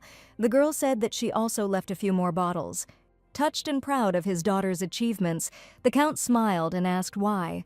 Knowing the business ethics, he still accepted gifts for free. And he said that he would pay her back for this strawberry compote and asked her to tell Samuel the amount she wanted to receive. Rachel was surprised by her father's desire to express gratitude and was even taken aback for a moment. When they met, Samuel said that he had listened to the Count and he had told him to give the amount she would name. She was much earlier than he expected, but she had to stop worrying about it, and Rachel said she wanted the right to 7th Lilfrost Street. Samuel almost fell out of his chair from such a request and loudly asked if she was asking too much for the strawberry compote. Rachel knew it herself, but her father had never discussed the price of the buns in her bakery. This was a first. So she took this proposal as meaning that her father finally wants to support her business. In fact, even if it is not so, she does not care. Count Rosaltine's words carry great weight. Her father must have calculated everything and wanted her to name the price she wanted. It was time to show everyone what kind of plans she had and said that it would be an investment they would not regret. Samuel was surprised, but then he started talking about opening a second bakery and asked why she didn't accept the family's help. Rachel said that it was all because of her brother Raymond, who was responsible for the Rosaltine business, and he would not agree to help her with a penny. And if her father found out about this, he would order her to be helped. That was what it meant to accept help from her father. And it's better for her to do everything on her own, because she wants to show that she has grown to such a level. Samuel then asked worriedly if she was targeting Rosaltine's business, but Rachel replied that she wanted Rosaltine's transport. After a short silence, the guy replied that he understood her and that he would not reveal the details of their conversation to the Count. This surprised Rachel, but a smile appeared on her face, because it meant that he would help her so that she could take Rosaltine's transport under her wing. She will open bakeries throughout the empire, organize the export of recipes and magical items, and that will be the first step in her plan. Little by little, the renovation of the bakery she managed was being completed, and it became so nice and clean inside. Everything was getting better, and today was calm, she thought happily, making brioche. Suddenly, a loud cry was heard calling the manager to come out, the voice of the boy who came last time. The knight advised the lady to go out, and Martha volunteered to go and watch while Rachel was busy preparing. But a moment later, Martha returned, trembling and sweating, and worriedly told the lady that she should go out. Asking her to replace her, Rachel walked out, wondering why she was so scared, when she suddenly froze herself. When suddenly she saw His Highness the Crown Prince standing in front of her in the bakery, smiling at her. He said that they hadn't seen each other for a long time, and Rachel bowed worriedly, saying hello and asking what business he was there for. Just then the prince leaned down and pulled out Robin, who was invisible from behind the counter, and joyfully exclaimed that he had brought his brother himself. Yes, the Crown Prince confirmed with a nod, this is Reuben de Theon, his only younger brother. Rachel was surprised that the boy turned out to be the brother of the Crown Prince, and Robin excitedly asked if she had prepared any treats. The girl said that she would go and prepare everything and asked if they would like to look at the buns that they wanted to try. Robin said he was buying everything there was. Rachel thought sadly that this was good news during the crisis, but now the bakery was thriving. So customers who buy buns will leave empty-handed. If this happens again, they will stop coming here. She could agree to it once, but if they came one more time. But then Erwin asked who would eat all this. His little brother replied that he wanted to try everything with him, but then decided to choose what he wanted to try. Wow, Rachel thought and whispered, it looks like he wants to be serious in front of his big brother. The girl asked the little prince if he liked milk. Erwin said that he had no allergy. He tried the buns, so she knew Erwin agreed and said that he fell in love with these buns so much that he even brought him some. Watching Rachel, the prince said that usually adopted daughters from noble families work for the royal family. And then Erwin asked Rachel Roseltine if he would like to become a pastry chef under Robin. He said that she would not need money. It would give her much more than she could earn here. And it was a very nice offer, but Rachel was forced to refuse because she was happy with her life. Her main goal was to succeed and sell her bread everywhere, no matter how much the royal confectioner was paid. He promised 100 million crowns a month. Erwin didn't like to bargain, and this time he would take into account how much she wanted to receive. After counting all of the prince's purchases, Rachel informed Erwin that he had paid for everything in full. In the end, Robin bought everything anyway. The boy modestly said that he wanted to try everything that he hadn't tried and brought it for him. Marta called them to come, also saying that she would repack all the buns for him so that they would not be damaged. Carrying his brother away in his arms, Erwin said that there were still things that needed to be sorted out and that he would not wait long. Martha, alarmed, said how strange it was to watch the crown prince who wanted to kill her show love to his brother. Rachel told the maid that they were closing for the day, but Martha said that there were still some buns left in the kitchen, to which the girl responded guiltily that they would only finish them and she would take them to the shelter. Rachel and Katerina met like old friends, and the lady noticed that she looked unwell. The director asked Rachel not to work too hard and to rest, and said that if she gave herself time, no one would say anything. Rachel said that she came specifically for her to say these words to her, and then Katerina asked her to come empty-handed. Otherwise, it seemed like a deal, and Rachel replied that she was simply expressing her feelings through buns. Usually, she was told this often, and if she was so worried, then maybe she would help her with advice when needed. The former Duchess said that it was finally her turn to help, and after thanking her, Rachel asked for something. She told the director that she had received another offer from the Crown Prince and wanted to refuse. She had people to be responsible for and a job to do, and Roseltine still remained neutral.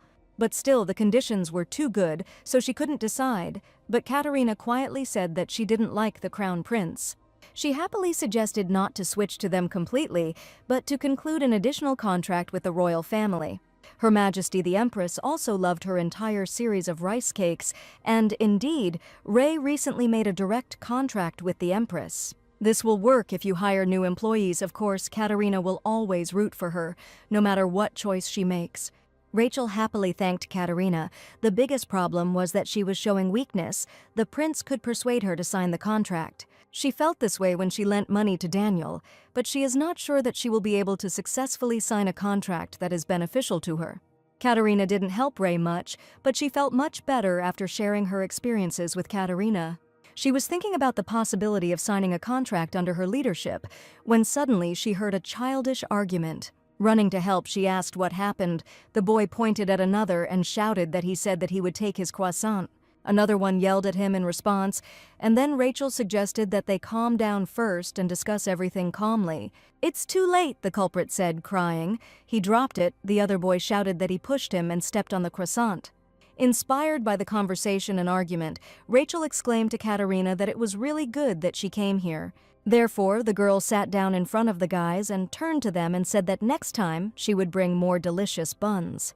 "But there are no croissants at Rachel's bakery," the boy said sadly, and Ray smiled and said, "Not now, but they will be there soon." A few days later, Rachel, with Martha's help, had all the preparations completed in the morning. There were only some things left that Martha had not finished, and then she asked the lady to trust her to complete them. Rachel asked them to have a good dinner and then come on the cart she would send. Marta happily said that the lady was the best and cared about the employees and that she was sure to win. Afterwards, Marta asked George. He said that he would leave work a little earlier today. That was true. But until then, he pledged to work hard, and so that the manager would not bother herself, she would start by packing the goods. Today was finally the day of the meeting regarding the signing of the contract. The Crown Prince, the genius magician, and the representative of the association. If that was the case, then he could make a piece of candy out of the waffle iron blueprint, since in her past life, her last task was to export the waffle iron blueprint. She knew everything well, from the scheme to the strategic sale, which would make it possible to conclude a more interesting contract. Then it would be on terms, and the next new product in Rachel's bakery would be croffle. Alone in the bakery, Martha poured herself a strawberry latte and thought that she hadn't been enjoying it lately. And tearing herself away from the glass, she indignantly screamed, asking why more and more people were sucking up to the lady. The title of favorite belonged to her. To be next to the mistress, you need to be at least the best knight of the empire. But then the best knight in the empire appears in the bakery, and Martha greets the master with unusual joy. The Duke found out that Rachel had an important meeting today, so she left work early. Martha said that the Crown Prince had offered her to become the prince's personal pastry chef, and the Duke shuddered.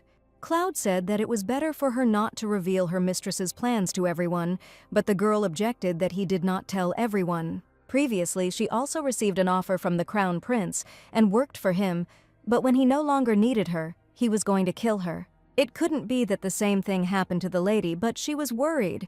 He was close to her and the prince, and she thought he already knew.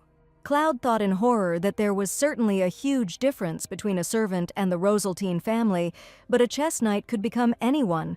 Moreover, the Crown Prince has always had a negative attitude towards the Rosaltine family. Although he owned half of the empire's businesses, he left politics, declaring neutrality. This neutrality was what allowed the Rosaltine family to stay afloat. If Rachel became subordinate in such a situation, her fame would fall. Sighing, Martha said that the lady checks everything carefully, although she doesn't know what exactly, which means that now not everyone can buy her dessert. Well, suddenly she raised her head in surprise, as if she had come to her senses. Maybe she shouldn't have talked about the strawberries. But at that very moment, Duke Cloudgazin decided to act to protect his interests. He harnessed his horse. Having seen the guest off, Martha thought with a grin, "Receive the guest, Crown Prince. How dare he entice the lady with 100 million crowns?" At the same time, Rachel Rosaltine arrived to meet with His Highness the Crown Prince. She apologized to His Highness because she thought she would not be late, but Erwin said that she was not late and there was still time. She didn't think that the meticulous prince would come early and say what he thought, thus showing his desire to meet. Sitting down, Rachel said that she would not hesitate and give him her answer about the fact that she was forced to refuse his offer. It was a great offer, but there were circumstances she couldn't avoid, and Erwin asked what they were. But since it was a personal question asking if she was thinking of selling the recipes, in any case, other people won't be able to do it the same way she did, Ray replied. With incredible self-confidence, she said that in exchange, she would make Prince Robin a VIP customer of her bakery, and she explained to the heir that there is a narrow circle of customers with special service. Not everyone can become one, and bonuses are provided here. VIP buyers were selected based on the number of total visits and the number of purchases of the strawberry menu, the prince read. He asked if the conditions were realistic and said it was difficult to achieve, but possible if you loved the bakery or her immensely. Rachel shuddered. For some reason, her heart suddenly started beating faster. Cloud was definitely an ordinary customer. she thought sheepishly. Erwin thought that although she couldn't become a full-time pastry chef, she was already close to that level. But then Ray noticed the defensiveness in his posture.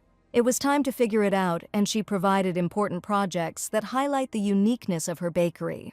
She agreed to raise Robin's level, so did she really want him to make a magic item design for her for free? But Rachel refuted his guesses, saying that she already had the drawings and that when the drawing was finished, she would have to pay a lot. But with her knowledge, there was no need.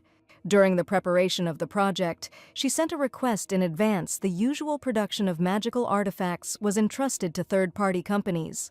The prince worriedly said that even if he did it himself, the quality would hardly change much. The bunch of grapes is the symbol of the imperial mages, who are sought after for their quality and care greatly about their reputation. The idea was original but questionable in its feasibility, but Ray insisted that it would naturally be implemented. His Highness is able to turn the impossible into possible and stands at the top of all magicians as the head of the guild. And Rachel was sure that he would create the most magnificent product. These words confused Erwin. Ray thought that he liked the praise. But be that as it may, judging by her explanation, she considered him simply as a subcontractor. Although, on the other hand, the prince thought this proposal was beneficial for him and asked if she knew about it. The Rosaltine family had never worked with the imperial court before, but Rachel asked not to worry. And there were already rumors that their relationship was terrible, so this would be taken simply as a signal for reconciliation. Now, could she hear His Highness's response to her proposal? Rachel asked. That was all she had prepared, and there were no more ways to lure him. After thinking about it, Erwin put a seal. Rachel, seeing this, said that she had hopes for His Highness, and so the contract for the waffle iron was successfully concluded. The Duke of Gayson arrived and was informed that His Highness was now talking with an esteemed guest. They were in the reception room, but if it was urgent, the butler could ask them. But Cloud coldly replied that he would wait. Maybe she was threatened. That's why he was worried. He couldn't let her go through the same thing as him. That was all she had prepared. She had no more ways to attract His Highness. Cloud suddenly heard and thought that Rachel was seducing him. If she was safe, then she had no reason to help her, but she knew so much about what he liked. They do share secrets, but perhaps he was wrong to think there could be a connection between them. Something more than a client-customer relationship, but he was never anyone special to Rachel. And so they sealed their cooperation with a handshake when suddenly there was a knock on the door and the prince asked to come in. The girl was taken aback when she saw her VIP customer. He had a lot of other things to do. But then Cloud said that he would take Ms. Rachel and return, turning to the door, and the girl thanked him. Left alone, Erwin picked up the drawing from the table and, smelling the sweet aroma, said that she knew how to surprise. Rachel asked if he was hot in his uniform, and Cloud replied that it was tradition, so his opinion didn't matter. Indeed, Cloud was a bit old-fashioned, but his simplicity and naivety contained all the charm, her type. Okay. Stop. Rachel stopped her thoughts with a punch to the face. No weird thoughts about the client. Seeing how much Treasure was suffering from the heat, Rachel handed him a cooling pack, which was gaining popularity now. A friend gave it to her and it really worked. Taking out a lot of packages, she said, and Cloud asked if it was hard for her. The girl replied that it was nothing. It was better than suffering from the heat, and working in the bakery had toughened her up. Pulling up the sleeve of her shirt, the girl suggested looking at her muscles, but just looking at her, Cloud's face turned very red. Blushing, he turned away, closing his eyes, and Rachel asked him not to laugh. Of course, she was not as powerful as he was, but no worse, and asked him to touch her. Later, Ray realized that he wasn't laughing, but blushing, and asked if everything was okay and asked him to look in if anything happened, but now the prince was probably waiting for him. She was entering the carriage, but then Cloud asked if what they were saying about her and the crown prince was true. Rumor? Rachel asked with a laugh, and explained that in a way it was, but now everything was okay. Cloud was talking about something completely different from what Rachel was talking about, and thinking that they had had a fight, he said that he was glad that everything had been resolved and slammed the door. But as soon as the Duke had gone far enough away, the girl realized that he had spoken to her about the rumor of love. And she screamed worriedly that she thought he was talking about friendship, and she didn't know why rumors about her falling in love suddenly started, but the sound was muffled and inaudible. Cloud's face was blank, Rachel noticed, and she worriedly wondered if he was secretly in love with the prince. But no, that's impossible. Love had no gender. But there was a plot. Maybe he just didn't expect such a turn of events. The new dish turned out incredibly tasty, Daniel at first thought. Why would she need it if she had a toaster and an oven? Daniel asked to be allowed to take over the distribution. They were probably expecting success, and the Vine seal was doing its job. She was still deciding on the raw dough issue. They needed to increase its popularity, whether to open a specialty store. Ultimately, both options were beneficial to them, and it could definitely increase sales. Daniel said that all ideas were really good in their own way, and upon hearing this, Rachel was stunned and asked Martha to wait. And when the girl left, Rachel said that she would not be offended and asked him to tell her honestly whether he did not like her plan. This way they could quickly get rid of the ground goods, she reported, which was good. But then Daniel turned to Ms. Rachel and asked if she wanted their contract to end early. She asked with concern because she was concerned about the weed issue, but what was going on, and she replied that it was better not to make fun of it. Adjusting his glasses, Daniel said he would take this into account in future negotiations about a contract extension. The waffles were ready. According to this recipe, they add apple jam and fresh cream. A wonderful result. Pre-mixed ingredients are much easier to store than raw dough, and Daniel said it was delicious after trying it. Daniel thought she liked fresh cream and asked if she often added it to the recipe, and she did. The homemade jam also smelled wonderful, and the bread was so soft and moist that words cannot describe it. Rachel noticed that he was being generous with compliments today, and the guy replied that she once said that there were plenty of delicious bakeries everywhere. However, Daniel admitted that he doesn't think so, and for him, Rachel's bakery is the best. Rachel assumed he was afraid she would close the business and said she was not going anywhere, and he could continue to invest. The guy laughed and asked what about her savings. She had already paid off all her debts, and Ray said that she spent everything on preparation. Then Daniel thought it was time to find a diamond cutter, and Rachel asked if he had a plan yet. That too, but I thought it would be best to release the product for the spring social season in Aber next year. Of course, hiring a master required money, and Mrs. Rachel would need capital, and asked if she had found a buyer for Dawn. Recently, the artist Andrea has been discussed. They said that he has beautifully depicted the Deneva Sea, flooded with sunlight. His idol, the great master Andre, was also attracting more and more attention, and now was the perfect time. He asked if Andrea often gave her paintings, so why not sell them together? The girl was in thought. Most likely they would sell Dawn after she found a master. They had already talked about the masters of jewelry, and the day after his meeting with Count Deshawn, Cloud promised to invest. Daniel suspected that Cloud might know about their mine, but fortunately that was not the case. But a new master needed to be found. And Rachel asked him to take this with him. She packed a Madeleine for him because he shouldn't skip meals. When she said goodbye to Daniel, Martha asked the lady if she was finished, and Rachel replied that they would be closing early today. She had to stop somewhere so she could go back to the mansion. Martha understood her, but asked if something happened. She replied that it was nothing special, it was just something that happened, although in fact, something did happen. The fact that Duke Gazin and Count Dishon were going to sign a contract cannot be allowed, because the Count is not suitable for important tasks. In the original story, Juliana handed Count Dishon over to the authorities, but now she too will have to intervene. Although she still didn't have any clear evidence, she still wanted to try to convince him. A week later, in an illegal gambling establishment, the Count walked around the building and slandered the cheaters at the game. But it didn't matter, he still had plenty of money. Most of the knights fighting the monsters of the north carried magic stones. There was one legend that once such a necklace with a magic stone saved the life of a knight. Although most thought it was just a coincidence, research into magical tools that could repel monsters continued. What if you build magic stones into weapons? Then you won't need to wear jewelry. The stones will affect monsters. This is a blessing. Magic stones usually do not recognize enchantments, but using the technique developed by the Count, it is possible. Can it still be called a broken blade weapon? Of course not, and he applied this principle which will revolutionize the military world. Obviously, the Count thought they only care about survival, so they take him with them, but who cares whether it's a fake or not? If they rely on the stone and die, what does it matter to him? It's good that the means still remained. He approached the man, who, seeing the potential wallet, said, since he was so confident in his actions, so what about the party? Count Dishon saw this as a great opportunity and, agreeing to the game, proudly said that this time he would take everything. But after a while, having lost, he screamed in horror that it was unbelievable and demanded that the swindler immediately return his money. After this, the man asked to take him away, and taking off her disguise, Rachel sighed sadly. How boring. The croupier set him up, doing everything according to plan, and worriedly asking if he would turn a blind eye to the illegal gambling establishment.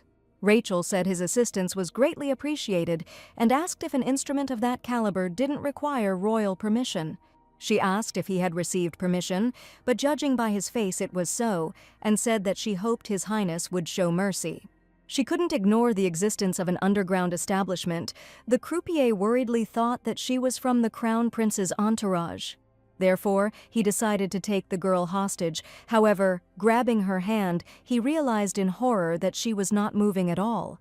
Rachel kneaded elastic dough every day and easily lifted sacks of sugar and flour weighing 20 kilograms and would not give in to a man. But since he couldn't do anything, he decided that there was no other choice and took out the blade. This came as a surprise to Rachel. She had not expected this outcome, and now the dealer was already swinging. However, Cloud immediately grabbed his hand and twisted it behind his back, putting it on the table, and, enraged by his behavior, ordered him to take it away. After the Duke had dealt with some issues, he ran up to Rachel, who was waiting for him outside, and asked if she was okay.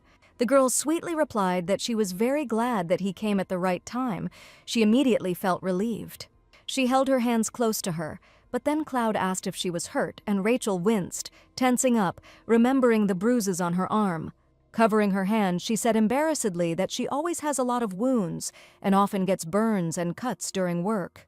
But Cloud, concerned about Rachel's condition, said that she had promised to just stall for time, that everything would go smoothly. A few days ago, at the residence of Duke Gessen, Cloud learned that Count Dishon was gambling. Rachel said she was sure something would come up during the investigation, but for now, it was just speculation. They needed to continue following him, and Rachel asked Cloud what he thought. They just didn't have any evidence of his guilt. But nevertheless, Cloud said, he trusted the words of Rachel Roseltine. These words confused the girl, but the situation was resolved. Cloud immediately organized surveillance on Count Dishon. As expected, it turned out that the Count had recently acquired a large amount of tilka. Teal'c is a gemstone that is very similar to the magic stones. He probably planned to profit from this stone and escape. It was worth waiting for his further actions or arresting him, Rachel thought, and Cloud agreed that this was the case. But magic stones were only a last resort, and the Northern Knights were trained not to rely on them. Cloud followed the Crown Prince to prove his honor and loyalty to the crown. Claudu, who possessed great strength, voluntarily bowed to the royal family. The royal family has always been watching him. They can take advantage of the situation to strengthen their position in the north. Then why not convict him for something the royal family won't tolerate, right there in the gambling house? And she will do this because she knows a couple of tricks, although these are Rachel's memories from the original story. Cloud said it was too dangerous for her, but deception was against the royal code as he himself was going to catch him. Involving outsiders was unsafe, and they risked losing the Count, the girl reported. And after some thought, Cloud asked Rachel to take care of herself, which she promised him, smiling. Now he reminded her of that conversation, but Rachel still asked her not to worry, because it wouldn't stop her from baking. He would have repaid him in kind for what he had done, but since Rachel had helped, he would first sort everything out. But then, looking after Rachel as she left, Cloud suddenly called out to her and asked if she had a fever, and the girl shuddered. The next moment, the Duke lifted the cloak from her shoulders and discovered that she was also wounded in the neck. Grabbing the girl in his arms, he said that the wounds needed to be treated immediately, and they were heading to the nearest residence. "What?" Rachel said worriedly. "But the bakery is next to the Duke's residence." "But she doesn't want complications," Cloud asked, and said that the doctor on duty would take care of her. However, Rachel was embarrassed that she was carrying her. This was something instead of training, incredibly strong. She was very heavy. Trying to lighten the atmosphere, she asked if he had ever thought about taking up baking, and the Duke suggested that they be quieter. Upon reaching the residence, Rachel expressed her desire to go on her own, and Cloud asked her to be careful. In the garden where they stopped, there was a woman whom Cloud called Mom, which surprised Rachel. Could it really be that former reclusive duchess, the girl thought? The lady approached them, greeting her son. But the next moment, seeing her son with the owner of the bakery, she turned away and covered her face with the veil from her hat. Rachel bowed gratefully, saying she was glad to meet Madame and introduced herself as Rachel of the Rosaltine family. Shy, Rachel thought as Madame turned to her, covering her face, and introduced herself as Catherine Gayson. The girl noticed that she was doing gardening. Katerina replied that she loved tomatoes and asked if they could talk to Cloud alone. Even in the shadows, she had a great influence on high society, was involved in agriculture, and this was amazing. Katerina told her son that he should have warned her, but Cloud replied that he couldn't because Rachel was injured. After this, Katerina turned to Rachel and asked if she liked tomatoes. The girl answered positively. Then, before leaving, she asked to eat a little, saying that their cook prepares dishes from them very well. But first the wound needed to be treated. Strangely, Rachel thought, for some reason it seemed familiar to her. When Katerina left, Cloud said that she probably went to the orphanage that was under their protection. Rachel assumed that the Duke's mother was a kind woman to invite a stranger to dinner. Cloud could have thought of something if he wanted to refuse, but Rachel decided to definitely come, but then they needed to finish their business. He applied cold ointment to the girl's hand and said that it was hell after all that he had brought her here. But it would be better to bandage the wound on her neck. Rachel thought about it and said worriedly that it wasn't worth it. After that, Cloud carefully touched the wound on Rachel's neck, causing her to flinch in surprise. He asked her solicitously if it hurt when he touched her, but Rachel sheepishly replied that it was fine, just a little stinging. She felt very awkward and wanted it to end quickly. Why was he so kind and sweet? And then the girl decided to change the subject, asking what if the Duchess found out about his passion for the bakery. The guy replied that the Duchess's house served excellent desserts to the servants, so she could consider the treatment part of her social assistance. So their bakery was famous in the Duke's house, Rachel exclaimed, all thanks to him, a dear customer. She was so happy when they talked about the bakery that even her tone changed, Cloud noticed, next to whom Rachel found herself. Realizing what she was doing, the girl's face turned very red, and out of awkwardness she pulled away, offering to finish. Cloud reached out to her worriedly to stop her from standing up abruptly, but then they both found themselves on the couch, the guy hovering over her. Rachel couldn't say anything from embarrassment, and only blushed even more, and Cloud blushed and apologized, saying that he would get up now. But his attempts to quickly get up were unsuccessful. He pressed the girl's hair, which made her scream and cling to him. And at that very moment, through carelessness, she tore Cloud's shirt, tearing off a large piece, starting from the chest. At this point, Cloud had already stood up, and after a few seconds of realizing what had happened, he covered his body with his hands, and Rachel apologized. Eventually, Cloud had to change clothes, and they moved to the dining room. Rachel was brought a portion and informed that they had canapes with tomatoes and their own cheese. Looking at the dishes on the table, Rachel thought that she had never expected such a tomato paradise. She had only thought about jam or soup. Katerina asked if she could pick some tomatoes for her. She grew them herself, so they were fresh and tasty. Rachel was very grateful and also planned to organize a small garden at the bakery. Cloud looked at his mother with incomprehension. She asked if she could come to her for advice later, and Katerina saw no reason to refuse. Her request was probably unexpected, but the Duchess said that everything was fine. Rachel was interested in whether she took off her hat at all. The lady said that she had heard that she had hurt herself and asked how she was feeling and whether she would stay for tea. Rachel replied that the wound was fine and she would accept the invitation. The maid watching her remembered her sister's words. Ever since her sister Alice started working at the bakery, all she can talk about is how perfect Rachel is. Maybe she is being led by her kindness, or she has problems, the maid thought, and her friend touched the glass. Its contents accidentally splashed onto Rachel's clothes, and the girl, horrified, asked for forgiveness. Rachel replied that it was okay. She had already eaten, so she would leave first, and asked if she could borrow an outfit. Katerina was really sorry that this happened, so she asked the girl to take whatever she wanted.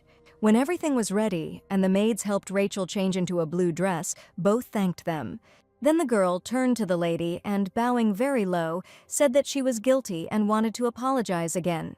She was panicking because she was more terrible than she thought and would definitely yell at her. But Ray smiled and said that mistakes happen, especially when they are so busy. One of her workers dropped a whole carton of eggs. "This happens," the lady said sweetly. "There is nothing wrong with it and everything can be fixed," so she asked not to worry. This touched the girls, and then they confessed that in fact her sister works in her bakery. They didn't understand why her sister called her perfect, but now she did, and she really felt sorry for her. Rachel said she didn't expect to receive an apology and thanked them.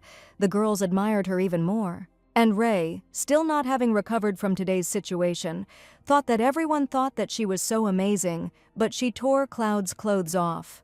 As Rachel left the dining room, Katerina took off her hat and said that she could finally breathe a sigh of relief. Cloud asked his mother why there had suddenly been such a change, and her voice was also unnaturally low. The lady responded sweetly, "I just wanted to, for no reason," and suggested finishing the meal by having tea in the greenhouse.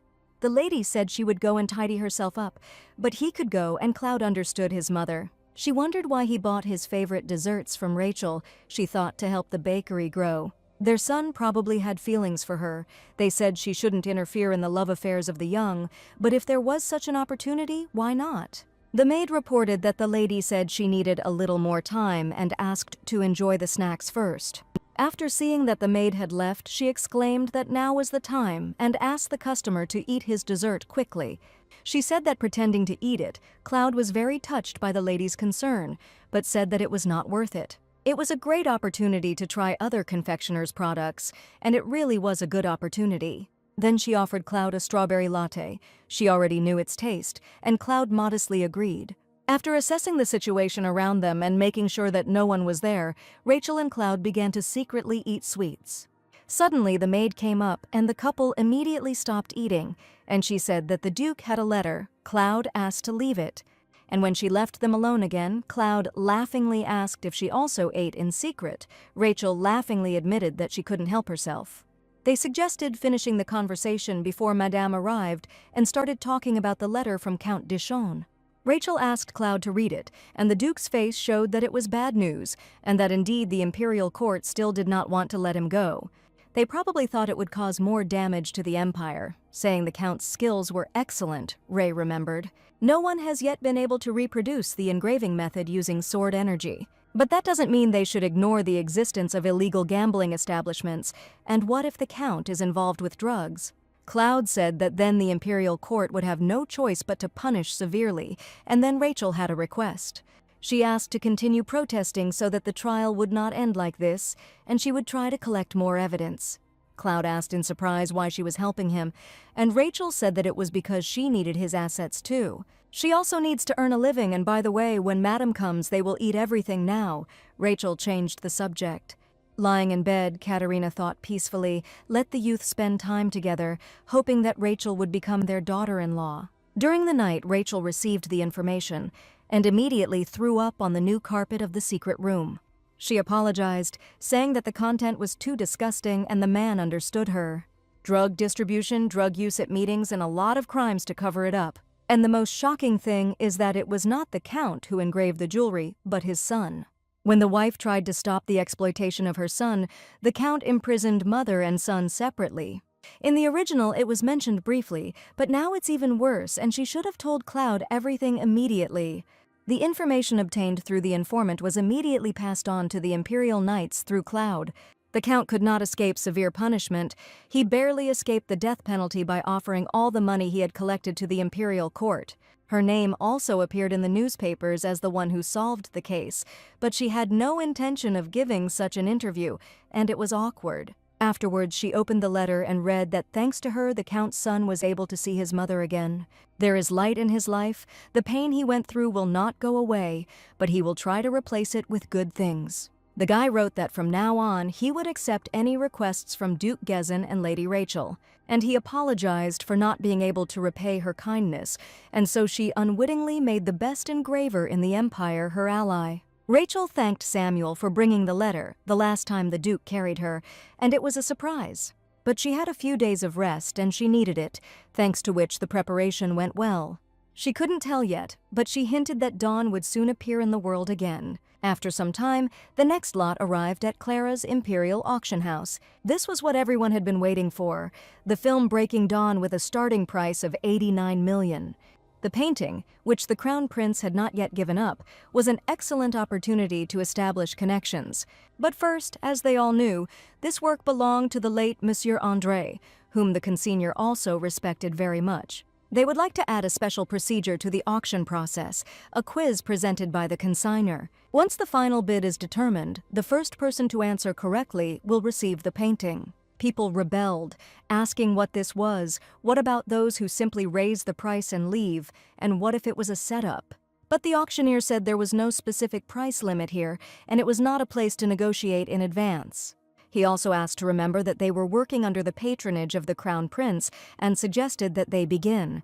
Everyone quoted different prices ranging up to 100 million, but then the prince offered 500 million for the painting. Since there was no higher bid, the auctioneer set the price at 500 million crowns. And having asked those who did not want to place bets to lower their numbers, I decided to ask the remaining four a question. When André was 20 years old, on his 8th drink in a bar with 7 tables, how many people were sitting at his table? People discussed the question of how they could know, maybe 5 or maybe, since it was a party, all 20, they assumed. Erwin smiled and decided to say 2, thinking that the deceased had a particularly close friend. But before the Crown Prince could think about his name, a male voice behind him announced the number 1. He explained his answer by saying that André was probably enjoying his solitude, and Erwin wondered in horror why this man was here. This was the correct answer, and thus Viscount Mendroff became the owner of Dawn. The man thought sadly that, indeed, no one but him had guessed how the young lady could have found out. Not long ago, she tracked him down and waited until he was alone, and he asked if it was because he held a key position in construction. This was not possible, and he wanted to threaten her with the law, but Rachel worriedly asked him to calm down. The girl said that she had come on a completely different matter, and it concerned André, and the Viscount froze. The deceased left a will in which he asked to burn all his paintings, and he, the Viscount, collected and burned all the paintings in accordance with the request. The man said that few people knew about the will, and Rachel sweetly replied that she heard it from Andrea. He occupied a prominent place in the circle and respected André. The Viscount understood that they were in for a long conversation and invited him into the house. Rachel said she planned to give Dawn to him, although the Crown Prince would try to get the painting back. If he wins the auction, he will lose all interest in the painting, so I plan to add one condition for winning. That's why Rachel asked the Viscount to tell her something that only the two of them knew. The man was not sure if he had such a story. He first noticed it in the company of a variety of people. He seemed to live a different life than he did, but they actually met at an exhibition of paintings by unknown authors. The fireworks display was stunning, and it was strange that it wasn't popular. He went there in the midst of the celebration. He looked more satisfied than lonely, but when he saw the young Master Mendroff, he turned to him. The long-haired, embarrassed young man asked him to become his patron, and he would not regret it. It turned out that these were his paintings, so he became his patron, but due to financial fraud, his family was on the verge of collapse. He had to leave the mansion and go into hiding for a while André hid him in his house. Although he himself was in a difficult situation, now he became rich again. But what's the point? He couldn't help him. The only thing he remembered was enjoying a drink alone and sitting with his back to him while he drew. That was all. He didn't know if it would help, but Rachel got the impression that the Viscount didn't like drinking very much. "That's true," the man replied in surprise, but he did feel a little disappointed. Rachel understood and took everything into account, thanking him for the story and saying that she would come up with a question that only he could answer. In the end, she became friends with Viscount Mendroff, and looking at the dawn, she wondered if he had burned the painting. She seemed to understand why André had left his will to Viscount Mendroff, someone who knew you better than he did. A man like that was worth cherishing, Rachel thought, remembering Cloud's smile, and said shyly that she would even fall in love with such a man.